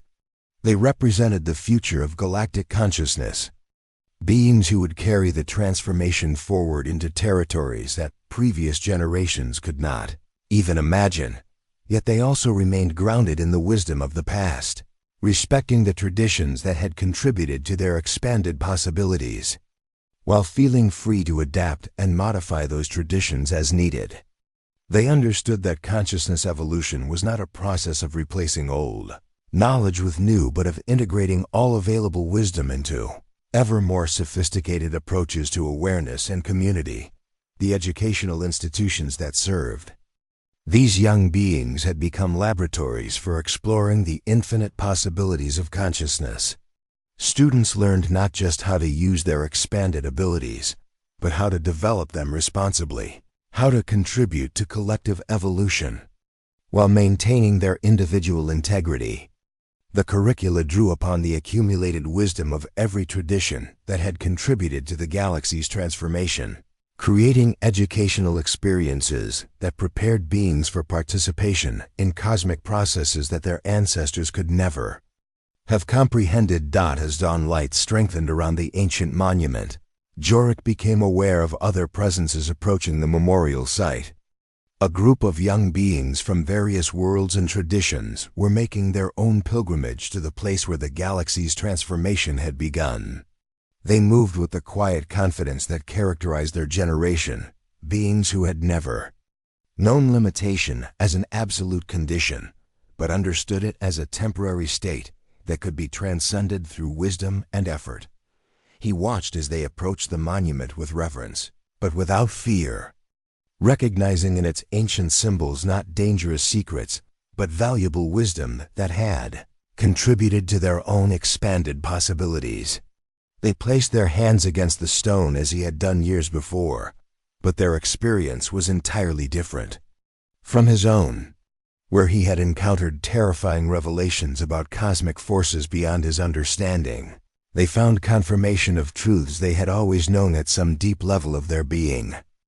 The youngest of the group, a human girl who could not have been more than 12 standard years old, looked up at him with eyes that seemed to contain the accumulated wisdom of ages.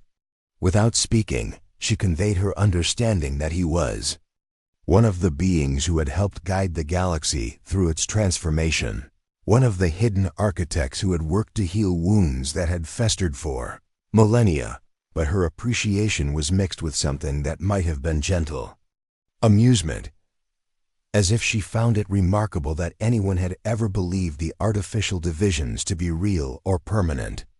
For her generation, the unity that had been so difficult to achieve was simply the natural state of consciousness, while the diversity that made such unity valuable was an inexhaustible source of wonder and exploration. As the young pilgrims continued their journey to other sites within the memorial complex, Jorik remained beside the monument, feeling the presence of his circle companions through their shared consciousness, while contemplating the magnitude of what had been accomplished. The galaxy had been transformed beyond all recognition, had evolved from a civilization characterized by eternal conflict to one dedicated to eternal exploration of consciousness and its possibilities. But the transformation had also revealed that their galaxy was part of something much larger, a cosmic process of consciousness evolution that spanned the entire universe. The beings who had transcended ancient limitations were now participants in developments that would affect the future of awareness throughout all of existence. Their local achievement had become a contribution to universal evolution. Their healing of ancient wounds had become part of the cosmic healing that was occurring on scales beyond imagination. The responsibility was overwhelming, but it was also inspiring. They had proved that consciousness could evolve beyond the limitations that had once seemed absolute, that beings could achieve unity without sacrificing diversity, that civilizations could grow and develop without triggering cosmic corrections. Their success provided hope for other galaxies undergoing similar transformations, while their ongoing development continued to push the boundaries of what consciousness could become. As the sun reached its zenith above Tython, casting light across the memorial garden where beings from across the galaxy came to honor the wisdom of the past while celebrating the possibilities of the future, Jorik felt a profound sense of completion settling over his consciousness. The mission that had begun with his discovery of ancient secrets had been fulfilled beyond his wildest dreams, but it had also revealed that every ending was simply the beginning of new adventures in consciousness and community. The galaxy had been healed, but it had also been reborn into something unprecedented in cosmic history. The age of artificial division had ended forever, replaced by an era of conscious evolution that promised infinite possibilities for growth and exploration. The beings who inhabited this transformed galaxy faced challenges and opportunities that would have been unimaginable to their ancestors, but they also possessed the wisdom and capabilities necessary to meet whatever the future might bring Dot in the quiet gardens of Tython, where ancient wisdom met contemporary understanding, where the wounds of the past had been transformed into sources of strength for the future. Consciousness itself continued its eternal dance of growth and transformation. The galaxy had learned to dream new dreams, and those dreams were becoming reality at the speed of thought itself. The greatest adventure in galactic history was just beginning, and the Force itself sang with joy at the infinite possibilities that lay ahead.